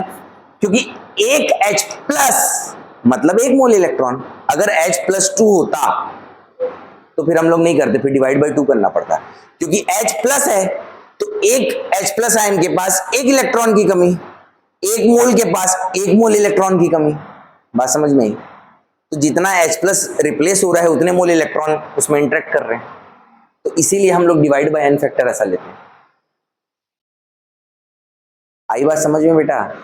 आई बात समझ में? किसी भी सब्सटेंस का 1 ग्राम इक्विवेलेंट वो मास होता है, आप जब डिवाइड बाय एन फैक्टर करते हो ना, जब आप molar mass divide by N factor करते हो, तो जो आप इक्विवेलेंट मास निकालते हो, ये किसी सब्सटेंस का वो मास है जो 1 मोल इलेक्ट्रॉन के साथ क्या कर रहा है? रिलेट कर रहा है या एक्सचेंज हो रहे हैं उसमें, या तो ले रहा है या तो दे रहा है या तो शेयरिंग कर रहा है। और इधर का 1 मोल, इधर का एक इक्विवेलेंट मास अगर 1 मोल इलेक्ट्रॉन दिया, तो इस सब्सटेंस का भी 1 मोल इलेक्ट्रॉन लेगा, 1 ही मोल इलेक्ट्रॉन लेगा ना, तो उसका इक्विवेलेंट मास ही तो लोगे ना। इसको हम लोग रिलेट करते हैं। अब एक बात तुम लोगों को समझ में आई कि एन फैक्टर क्या है? एन फैक्टर कितने मोल से इलेक्ट्रॉन एक्सचेंज हुए हैं, और जब तुम मोलर मास से n फैक्टर मतलब कितने मोल से इलेक्ट्रॉन है डिवाइड करते हो तो तुमको वो मास मिलता है जो 1 मोल इलेक्ट्रॉन के साथ रिलेट कर रहा है। समझ में आया? अब इधर से कोई 1 मोल इलेक्ट्रॉन दिया है तो इधर भी कोई क्या करेगा, 1 मोल इलेक्ट्रॉन लेगा, तो उधर का 1 ग्राम इक्विवेलेंट हमेशा 1 ग्राम इक्विवेलेंट से रिएक्ट करेगा। Law of equivalence, law of equivalence. तुम दुनिया की किसी भी केमिकल रिएक्शन में जाओ, किसी भी केमिकल रिएक्शन में जाओ, किसी भी केमिकल रिएक्शन में जाओ, आप हमेशा एक चीज पढ़ोगे, इसको हम लोग डिटेल में मूल कंसेप्ट 2 में पढ़ेंगे, law of equivalence, law of equivalence, law of equivalence. Law of equivalence क्या बोलता है पता है? कि कोई भी रिएक्शन है 2A 3B 4C 5D सब अलग अलग है, 2 मोल 3 मोल से रिएक्ट कर रहे हैं, 4 मोल बन रहे हैं, 5 मोल बन रहे हैं, लेकिन लॉ ऑफ इक्विवेलेंस बोलता है कि same number of gram equivalents same number of gram equivalent से रिएक्ट करते हैं, same number of gram equivalents बनता है, और 2 से ज्यादा प्रोडक्ट बन रहे हैं तो भी same number of gram equivalents बनेगा। मतलब अगर आप इसका 1 ग्राम इक्विवेलेंट लोगे तो इसके ये 1 ग्राम इक्विवेलेंट से ही रिएक्ट करेगा, 1 ग्राम इक्विवेलेंट से ही रिएक्ट करेगा, और यहां पे उस सब्सटेंस का 1 ग्राम इक्विवेलेंट ही बनेगा, यहां पे 1 ग्राम इक्विवेलेंट ही बनेगा। क्यों? क्योंकि 1 ग्राम इक्विवेलेंट मतलब ये 1 मोल दिया या लिया, तो अगर ये दिया तो इसका 1 मोल ही 1 ग्राम इक्विवेलेंट। इसको बोलते हैं लॉ ऑफ इक्विवेलेंस। क्या बोलते हैं बेटा? Law of equivalence. और थोड़ा सा देखते हैं, समझ में आ रहा है? थोड़ा सा समय लगेगा लेकिन एक बार समझ में आएगा तो बहुत मजा आएगा। देखो एक एग्जांपल लेते हैं, H2 plus O2 gives H2O। ये बैलेंस नहीं है अभी, और तुम इसमें कोई कैलकुलेशन भी नहीं कर सकते हो। इसको बैलेंस करेंगे तो यहाँ पे 2 करेंगे तो यहाँ पे 2H2 हो जाएगा। इसका मतलब क्या है कि 2 हाइड्रोजन 2 मोल हाइड्रोजन 1 मोल ऑक्सीजन के साथ रिएक्ट कर रहा है और 2 मोल H2O बन रहे हैं। ये हाइड्रोजन का 2 मोल कितने मोल इलेक्ट्रॉन के साथ रिलेट किया होगा? ये जो हाइड्रोजन है ये कितना इलेक्ट्रॉन दिया ही होगा, बोल देते हैं ऑक्सीजन को, तो 1 मोल 2 मोल दिया होगा, तो 2 मोल कितना दिया होगा? 4 मोल। ये O2 का एक एटम 2 लेता है तो 1 मोल कितना लेगा? 4 मोल। देखो स्टोइकियोमेट्री से बैलेंस हुआ। अब इसका मैं रिलेट करता हूं, देखो H2 देखो यहां पे ये 0 है, इसका ऑक्सीडेशन स्टेट है, और यहां पे क्या है बेटा? +1। तो चेंज कितना हुआ ऑक्सीडेशन स्टेट का? एक मॉलिक्यूल में एक। समझ में आया ना? देखो यहां पे टोटल, एक मिनट इसको मैं थोड़ा सा अच्छे से रिलेट कर देता हूं तुम लोगों को। 2H2 plus O2 gives 2H2। यहां पे हाइड्रोजन की ऑक्सीडेशन स्टेट 0, यहां पे हाइड्रोजन का +1। टोटल अगर मैं इलेक्ट्रॉन में चेंज आया देखूंगा तो पर मॉलिक्यूल देखूंगा तो एक मॉलिक्यूल में 2 हाइड्रोजन के एटम है, यहां पे भी 2 एटम है, तो चेंज कितने का है? 2 × 1 मतलब 2 का चेंज आया। और यहाँ O2 में ये -2 है, ये 0 है, तो एक एटम में -2 का चेंज आया, तो 2 एटम में कितना है? फिर 4 का चेंज आया। 2 × 2 = 4। मतलब इसका एक मॉलिक्यूल 2 मोल इलेक्ट्रॉन दे रहा है, और इसका एक मोल मॉलिक्यूल कितना ले रहा है? 4 मोल इलेक्ट्रॉन ले रहा है। तो लेने वाला 4 मोल है, देने वाला एक मॉलिक्यूल 2 मोल है, तो इसके 2 मोल लगेंगे ना, इसके 2 मोल 4 मोल देंगे और इसका 1 मोल 4 मोल लेगा। बात समझ में आ रही है? तो देखो अगर आप इसको मैं n फैक्टर बोलता हूं, क्योंकि पर मॉलिक्यूल क्या कर रहा है बेटा?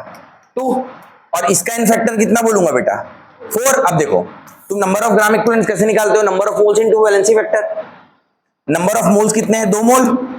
वैलेंसी फैक्टर इसका कितना लूंगा? कितने मोल? एक मॉलिक्यूल कितना मोल इलेक्ट्रॉन के साथ इंटरेक्ट कर रहा है? 2, तो वैलेंसी फैक्टर भी 2 बताया था अभी। तो इसका हो गया 4 ग्राम इक्विवेलेंट। इसका 1 मोल जो है वो कितना मोल इलेक्ट्रॉन के साथ इंटरेक्ट किया? 4। Same number of gram equivalents interact करते हैं एक दूसरे से। तुमको इतना डीपली नहीं जाना, लेकिन तुमको मैं ये समझाने की कोशिश कर रहा हूं कि बेटा ग्राम इक्विवेलेंट का कंसेप्ट क्या है। ग्राम इक्विवेलेंट ये मोल में नहीं जाता, वो ये देखता है कि हर एक सब्सटेंस का, हर किसी भी सब्सटेंस का 1 मोल इलेक्ट्रॉन जो है ना वो कितना मास है। तो 1 मोल देने वाले का जो मास है वो इक्विवेलेंट मास है, 1 मोल लेने वाले का भी इक्विवेलेंट मास है। 1 ग्राम इक्विवेलेंट 1 ग्राम इक्विवेलेंट से रिएक्ट करेगा, 2 ग्राम इक्विवेलेंट 2 ग्राम इक्विवेलेंट से रिएक्ट करेगा, x gram equivalent x gram equivalent से रिएक्ट करेगा। किसी भी सब्सटेंस का 1 मोल इलेक्ट्रॉन देने वाले का मास इक्विवेलेंट मास, किसी भी सब्सटेंस का 1 मोल इलेक्ट्रॉन लेने वाले का मास इक्विवेलेंट मास, तो 1 ग्राम इक्विवेलेंट 1 मोल उधर से आ रहा है तो इसका भी 1 ही मोल एक्सेप्ट करेगा ना, तो उसका 1 ग्राम इक्विवेलेंट 1 ग्राम इक्विवेलेंट से रिएक्ट करेगा, 2 ग्राम इक्विवेलेंट 2 ग्राम से रिएक्ट करेगा, x ग्राम इक्विवेलेंट, इसी को तुम लोग बोलते हो लॉ ऑफ इक्विवेलेंस। समझ में आया? तो जब हम लोग ग्राम इक्विवेलेंट के साथ जब खेलना स्टार्ट करते हैं ना, तो स्टोइकियोमेट्री का मतलब नहीं रह जाता कुछ भी। ये तो मोल्स है ना, स्टोइकियोमेट्री तो तुमको मोल्स बताती है ना बेटा, लेकिन तुमको ये पता चल गया कि इसका कितना मास 1 मोल इलेक्ट्रॉन ले रहा है।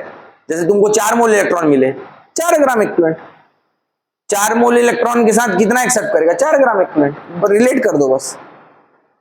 आई बेटा बात समझ में? ग्राम इक्विवेलेंट क्या होता है बात समझ में आई?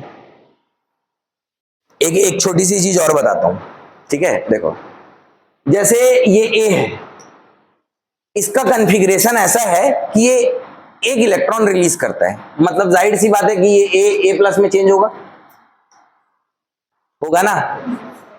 ये जो B है बेटा, इसका इलेक्ट्रॉनिक कॉन्फ़िगरेशन ऐसा है कि 2 मोल इलेक्ट्रॉन, इसका एक एटम 2 इलेक्ट्रॉन एक्सेप्ट करता है, मतलब इसका स्टेबल कंडीशन क्या है, B-2।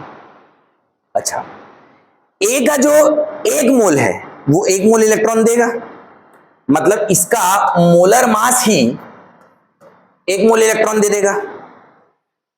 ये 2 मोल लेता है, कितना मोल लेता है, तो इसका मोलर मास जो है ये 2 मोल एक्सेप्ट करता है, 1 मोल कितना लेगा, 1 मोल इलेक्ट्रॉन कितना एक्सेप्ट करेगा, molar mass by 2, molar mass by 2, तो मोलर मास बाई 2। तो अब तुम क्या करोगे, देखो इसका B-2 जो है ये molar mass by 2 1 mole electron accept करता है, और इसका जो है मोलर मास जितना 1 मोल इलेक्ट्रॉन देता है। तो जब तुम इसको रिलेट करोगे तो ये A और B का रिएक्शन करवाओगे मान लो तुम, तो B-2 बनाता है। ये 1 मोल इलेक्ट्रॉन दिया तो पूरा का पूरा B यूज कर लेगा क्या 1 मोल को? नहीं, आधा ही मोल कर पाएगा, क्योंकि ये A प्लस बनता है और ये B-2 बनता है। तो तुमको अगर इसको पूरे को रिप्लेस करवाना है आयंस में, तो तुमको 1 मोल नहीं 2 मोल की जरूरत पड़ेगी। समझ में आया? तब ये 2A प्लस और B-2 बनेगा। तो इसका जो है मोलर मास डिवाइड बाई 1 और इसका मोलर मास डिवाइड बाई 2। तो देखो इसका मोलर मास मतलब इसका 2 ग्राम इक्विवेलेंट, और ये देखो ये मोलर मास बाई 2 है ना, तो 1 मोल में कितने ग्राम इक्विवेलेंट होंगे, 2 ग्राम इक्विवेलेंट। आ रही है बात समझ में? तो किसी भी सब्सटेंस का ग्राम इक्विवेलेंट वो मास है जो 1 मोल इलेक्ट्रॉन एक्सेप्ट करता है या रिलीज करता है या तो शेयर करता है। आई बेटा बात समझ में? आई क्या? तो ग्राम इक्विवेलेंट आपको फील होना चाहिए कि ग्राम इक्विवेलेंट, अच्छा इसके केसेस अलग अलग हो जाते हैं हर जगह। जैसे एसिड और बेस में पढ़ोगे ना, तो तुम किसी भी एसिड का 1 ग्राम इक्विवेलेंट किसको बोलोगे, जो 1 मोल H प्लस रिलीज करता है या 1 मोल OH माइनस एक्सेप्ट करता है, क्योंकि 1 मोल H प्लस का भी मतलब 1 मोल इलेक्ट्रॉन है। अगर तुम रिलेट करोगे, क्योंकि 1 H प्लस को 1 इलेक्ट्रॉन की जरूरत पड़ी, 1 मोल को 1 मोल इलेक्ट्रॉन की जरूरत पड़ेगी। आ रही है बात समझ में? आ रही है? मतलब आपको एक स्टेटमेंट बस समझ में आना चाहिए कि किसी भी सब्सटेंस का 1 ग्राम इक्विवेलेंट वो मास है जो क्या करता है बेटा, 1 मोल इलेक्ट्रॉन को या तो एक्सेप्ट करता है, रिलीज करता है, या तो 1 मोल इलेक्ट्रॉन, कुल मिला के वो खेलता है 1 मोल इलेक्ट्रॉन के साथ। 2 ग्राम इक्विवेलेंट मतलब 2 मोल इलेक्ट्रॉन, 3 ग्राम इक्विवेलेंट मतलब 3 मोल, 4 ग्राम इक्विवेलेंट मतलब 4 मोल। मैं तुम लोगों को बोला बेटा केटायन या एनायन का जो चार्ज होता है ना, केटायन या एनायन का जो चार्ज होता है वही उसका आयन फैक्टर होता है। जैसे सोडियम, 1 इलेक्ट्रॉन लिया, सोडियम बन गया, मतलब इसका 1 मोल इलेक्ट्रॉन, इसका मोलर मास, तो इसका मोलर मास ही ग्राम इक्विवेलेंट है। जैसे तुम Mg+2 ले लो, एक आयन 2 इलेक्ट्रॉन एक्सेप्ट करेगा और Mg बनाएगा, बोलो हाँ, तो मोलर मास कितना ले रहा है, 2 मोल इलेक्ट्रॉन ले रहा है, तो 1 मोल इलेक्ट्रॉन कितना लेगा, मोलर मास बाई 2, तो इसका ग्राम इक्विवेलेंट जो 1 ग्राम इक्विवेलेंट है, तो कितने नंबर ऑफ इलेक्ट्रॉन्स, कितने मोल्स ऑफ इलेक्ट्रॉन्स इन्वॉल्व हो रहे हैं, वही उसका क्या होता है, एन फैक्टर होता है। किसको किसको ये बात समझ में आ गई, हाथ ऊपर करो। किसको थोड़ी थोड़ी समझ में आई, हाथ ऊपर करो। अब ना बेटा जब मोल कंसेप्ट 2 हम लोग पढ़ेंगे ना, तब तुम लोगों को ये चीज समझ में आएगी कि दोनों मोल्स का अपनी जगह है कंसेप्ट, और मोल कंसेप्ट 2 मतलब लॉ ऑफ इक्विवेलेंस का अपनी जगह है। दोनों मोल कंसेप्ट 2 में हम लोगों को स्टोइकियोमेट्रिक कोफिशिएंट्स की जरूरत नहीं पड़ती, क्योंकि हमको पता है कि 1 ग्राम इक्विवेलेंट से रिएक्ट करेगा। तो मैं क्या करूंगा, जैसे मेरे पास मान लो एक एग्जांपल आ गया, जैसे N2 H रुको N2 प्लस H2 और ये बन रहा है NH3। इसको मैं बैलेंस नहीं किया। इसको जब तक तुम बैलेंस नहीं करोगे, जब तक तुम उस क्वेश्चन को कोई भी इस पे कैलकुलेशंस होंगे, मान लो 2 मोल नाइट्रोजन दिया है, 2 मोल नाइट्रोजन दिया है और बोल रहा है कि कितने मोल हाइड्रोजन से रिएक्ट करेगा बताओ, तो तुम जब तक इसको बैलेंस नहीं करोगे तब तक तुमको क्या समझ में आएगा भाई। तुम इसको बैलेंस करोगे कि 1N2 plus 3H2 plus 2NH3 तो 1 मोल 3 मोल से रिएक्ट करता है, तो 2 मोल 6 मोल से करेगा, तभी तो समझ में आएगा ना। लेकिन मैं तुमको ये बोल रहा हूं कि बेटा मान लो ये तुमको दिया ही नहीं है, कोई ऐसा रिएक्शन है कि तुमको समझ में ही नहीं आ रहा है क्या बन रहा है और कितने से कितना रिएक्ट कर रहा है, लेकिन तुमको ये तो पता है ना कि नाइट्रोजन कितना मोल इलेक्ट्रॉन दे सकता है और हाइड्रोजन कितना मोल इलेक्ट्रॉन ले सकता है, या नाइट्रोजन कितना मोल इलेक्ट्रॉन ले सकता है और हाइड्रोजन कितना मोल इलेक्ट्रॉन दे सकता है। तो देखो N2 यहाँ पे 0 है, यहाँ पे नाइट्रोजन -3 है क्या। तो नाइट्रोजन का एक एटम कितना मोल इलेक्ट्रॉन लिया, 3। तो N2 का एक मॉलिक्यूल कितना लिया, 6। मानते हो। तो यहां पे 3 × 2 = 6। नाइट्रोजन का एक मोल कितना इलेक्ट्रॉन ले रहा है, 6 मोल इलेक्ट्रॉन लेगा। आई बात समझ में। तो हाइड्रोजन का भी यहां पे जो तुम टोटल ले रहे हो उसको 6 मोल देना पड़ेगा, बोलो हाँ। हाइड्रोजन यहां पे 0, यहां पे +1। हाइड्रोजन में चेंज कितने का है, 1 का चेंज आया ना बेटा, ठीक। अब यहां पे आप देखो ये पर मॉलिक्यूल अगर देखेंगे तो 2 है, तो ये 2 हो गए। अब देखो यहां पे तुमको क्या बोल रहा है, इसको भी मैं मिटा देता हूं। हमारा क्वेश्चन ये है कि 2 मोल नाइट्रोजन कितने मोल हाइड्रोजन से रिएक्ट करेगा। तो हमको पता है कि जितने मोल कोई देगा इलेक्ट्रॉन उतने ही मोल कोई लेगा, मानते हो। तो 2 मोल इसको नंबर ऑफ ग्राम इक्विवेलेंट्स में चेंज करो। नंबर ऑफ ग्राम इक्विवेलेंट्स में कैसे चेंज करते हैं, number of moles into valency factor. इसका वैलेंसी फैक्टर कितना है बेटा, 6। 1 मोल इलेक्ट्रॉन 6 लेता है तो 2 मोल कितना लेगा, 12 ग्राम इक्विवेलेंट आया। अब इसका 12 ग्राम इक्विवेलेंट के लिए इसका कितना चाहिए, 12 ग्राम इक्विवेलेंट, 12 ग्राम इक्विवेलेंट चाहिए। इसको मोल्स में कैसे कन्वर्ट करूंगा, number of moles into valency factor is equal to number of gram equivalents. Number of gram equivalents को नंबर ऑफ मोल्स में कैसे चेंज करूंगा, डिवाइड करके। इसका वैलेंसी फैक्टर, इसका 1 मोल कितना लेता है, 2। 6 मोल आया था वहां, इसका 2 मोल इसके 6 मोल से रिएक्ट करेगा। समझ में आया, ऐसे रिलेट कर सकते हैं। इतना इस लेवल के क्वेश्चंस कभी पूछे नहीं जाते हैं, लेकिन मैं इतने सारे क्यों करवा रहा हूं, ताकि तुमको फील हो कि हाँ ये क्या चीज है। क्योंकि एक बार फील हो जाएगा तो डरोगे नहीं तो अपना भी लगा पाओगे कुछ दिमाग वहां पे। बहुत सारे ऐसे क्वेश्चंस हैं बेटा जो सीधे सीधे लॉ ऑफ इक्विवेलेंस से एक स्टेप में सॉल्व हो जाते हैं, और तुम उसको स्टोइकियोमेट्री से सॉल्व करोगे तो बहुत लंबा जाता है। अभी जब अपन मोल कंसेप्ट पढ़ेंगे ना तो मैं तुमको दिखाऊंगा कि कैसे तुरंत हम लॉ ऑफ इक्विवेलेंस लगाते हैं और इसके कितने मोल्स, इसके कितने मोल्स, तो इतने मोल से रिएक्ट करेंगे। जैसे हम लोगों को ना बिना बैलेंस किए हमको ये पता था 2 मोल, हमने वैलेंसी फैक्टर निकाला भाई कितना ये इलेक्ट्रॉन्स इन्वॉल्व हुआ, तो हमको पता चला कि 12 ग्राम इक्विवेलेंट्स है। मतलब इसका 2 मोल 12 मोल इलेक्ट्रॉन क्या करेगा, लेगा। तो मैंने ये देखा कि इसका क्या है, 1 मोल 2 मोल ले रहा है, तो 6 मोल 12 मोल देगा, 6 मोल आ गया। आप इसको बैलेंस करते 1 2 + 3H2 2NH3 तो भी वही आता है, यहाँ पे भी वही है। आई बात समझ में। एक आध क्वेश्चन और करोगे, एक आधा और क्वेश्चन करोगे। चलो देखो इधर, कोई भी एक बेसिक सा रिएक्शन बताओ मेरे को। कार्बन + O2, देखो C + O2 गिव्स CO2। अरे यार नहीं, ये वाला मत करो क्योंकि इसमें स्टोइकियोमेट्री का रोल ही नहीं है। अभी हम लोग किसके लिए गए थे, हाँ H2 के लिए। देखो H2 + 2O2, H2 + O2 gives H2 होता है। 2 पार्ट में डिवाइड करो, H2 + 2O2 गिव्स 2H2। मानते हो, अरे sorry 2H2 + O2 gives 2H2। Random कोई भी हाइड्रोजन के मोल्स बोलो, जल्दी बोलो 2 4 6 कुछ भी बोलो ना, 4। तो हाइड्रोजन के 4 मोल ये बैलेंस्ड है, ऑक्सीजन के कितने मोल से रिएक्ट करेंगे, 2 मोल 1 मोल से रिएक्ट करता है तो 4 मोल, 2 मोल 1 मोल से रिएक्ट करता है तो 4 मोल, मानते हो? इसको भूल जाओ अभी, ये बैलेंस्ड वाला तुम्हारा मोल कंसेप्ट है। अब यहां पे देखो, इसके कितने मोल दिए थे? 2 मोल दिए हुए हैं।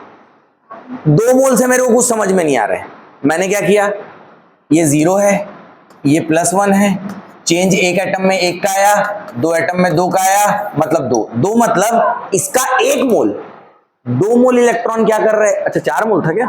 ठीक है ना, तो ये लो, ये 4 मोल है, ठीक है। अब देखो, इसका हाइड्रोजन 0 से कहां गया बेटा?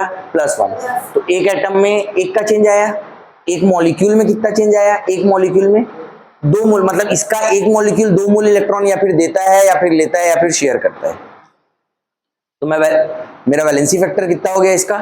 2 mole into valency factor number of gram equivalents होते हैं 4 इंटू 2, मतलब यहां पे टोटल 8 ग्राम इक्विवेलेंट है। इसका मतलब यहां पे टोटल हमको क्या चाहिए?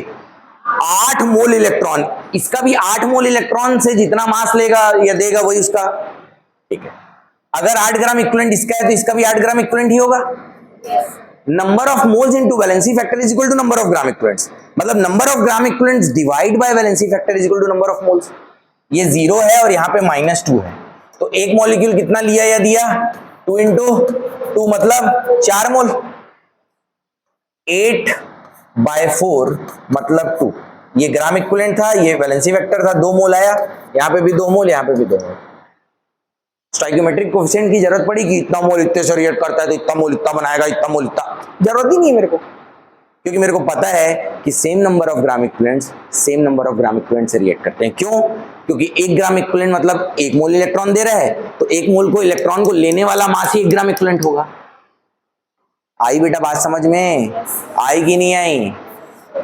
ठीक है, तो आपको सिर्फ एक चीज ये याद रखना है, लॉ ऑफ इक्विवेलेंस, इसको नोट करेंगे बेटा, law of equivalence. Law of equivalence को नोट करेंगे, लॉ ऑफ इक्विवेलेंस में लिखेंगे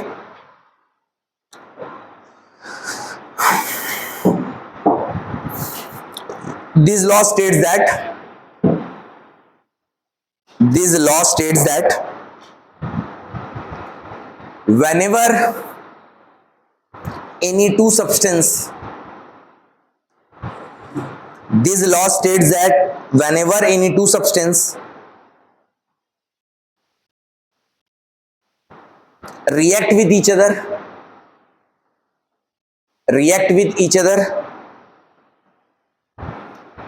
their reacting gram equivalents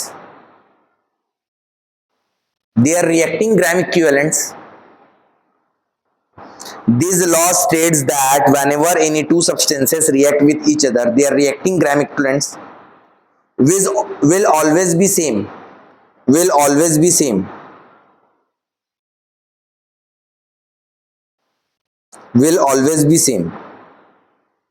और करके लिखेंगे, और in simple words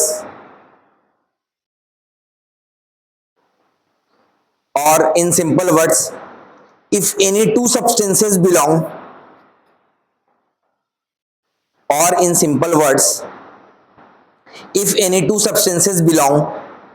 to the same reaction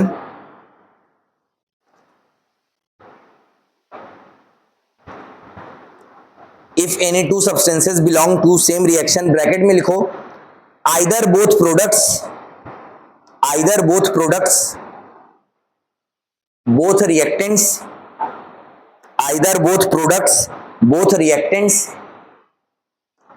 or one reactant and one product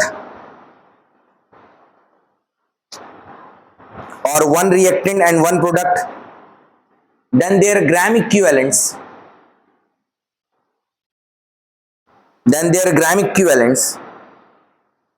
which take part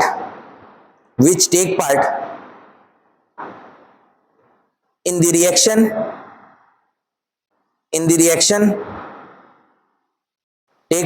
reaction is always same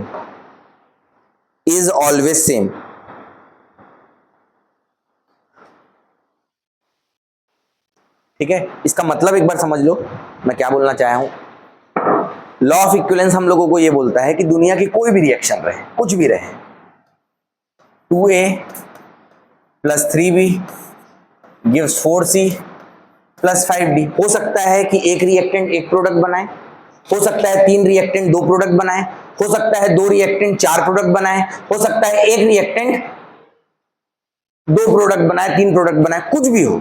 आपको हमेशा याद रखना है कि same number of gram equivalents से रिएक्ट करता है, same number of gram equivalents और same number of gram equivalents बनते हैं।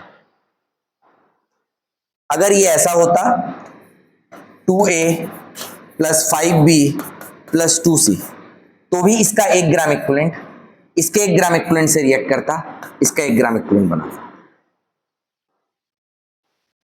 अगर ये ऐसा है A गिव्स 2B, तो इसका 1 ग्राम इक्विवेलेंट इसके 1 ग्राम इक्विवेलेंट से ही रिएक्ट करता। सर यहां पे 2B क्यों है? 1 ग्राम इक्विवेलेंट, ये तो समझ में आ गया कि इसका 1 मोल मान लो दिया, तो इसका 1 मोल इसका एक सब्सटेंस का जो भी मास है 1 मोल इलेक्ट्रॉन दिया, तो इसका 1 ग्राम इक्विवेलेंट मतलब 1 मोल लिया। लेकिन यहाँ पे 2B क्यों हुआ? हो सकता है कि ये इसका 1 मोल जो है ना बेटा, वो 1 ही रिलीज कर रहा है, लेकिन ये क्या कर रहा है 2 मोल लेता है, तो इसका समझ में आया ना। ये क्या किया, इसको अगर अपन तोड़ेंगे, ब्रेक करेंगे, तो मान लो इसका 1 मोल इलेक्ट्रॉन दिया, 1 मोल इलेक्ट्रॉन दिया, तो 1 मोल ही इसका ग्राम इक्विवेलेंट हो गया। लेकिन यहां पे क्या हुआ बेटा, ये 2 मोल इलेक्ट्रॉन लेता है, तो इसका आधा हो गया, मतलब 2B हो गया। क्लियर है क्या? तो ये लॉ ऑफ इक्विवेलेंस समझ में आया। इसको यूज कैसे करना है अलग अलग क्वेश्चंस में अपन नेक्स्ट क्लास में देखेंगे। इतनी बात समझ में आई? इसको रिवाइज करो, कुछ प्रॉब्लम हो तो बताओ। चलो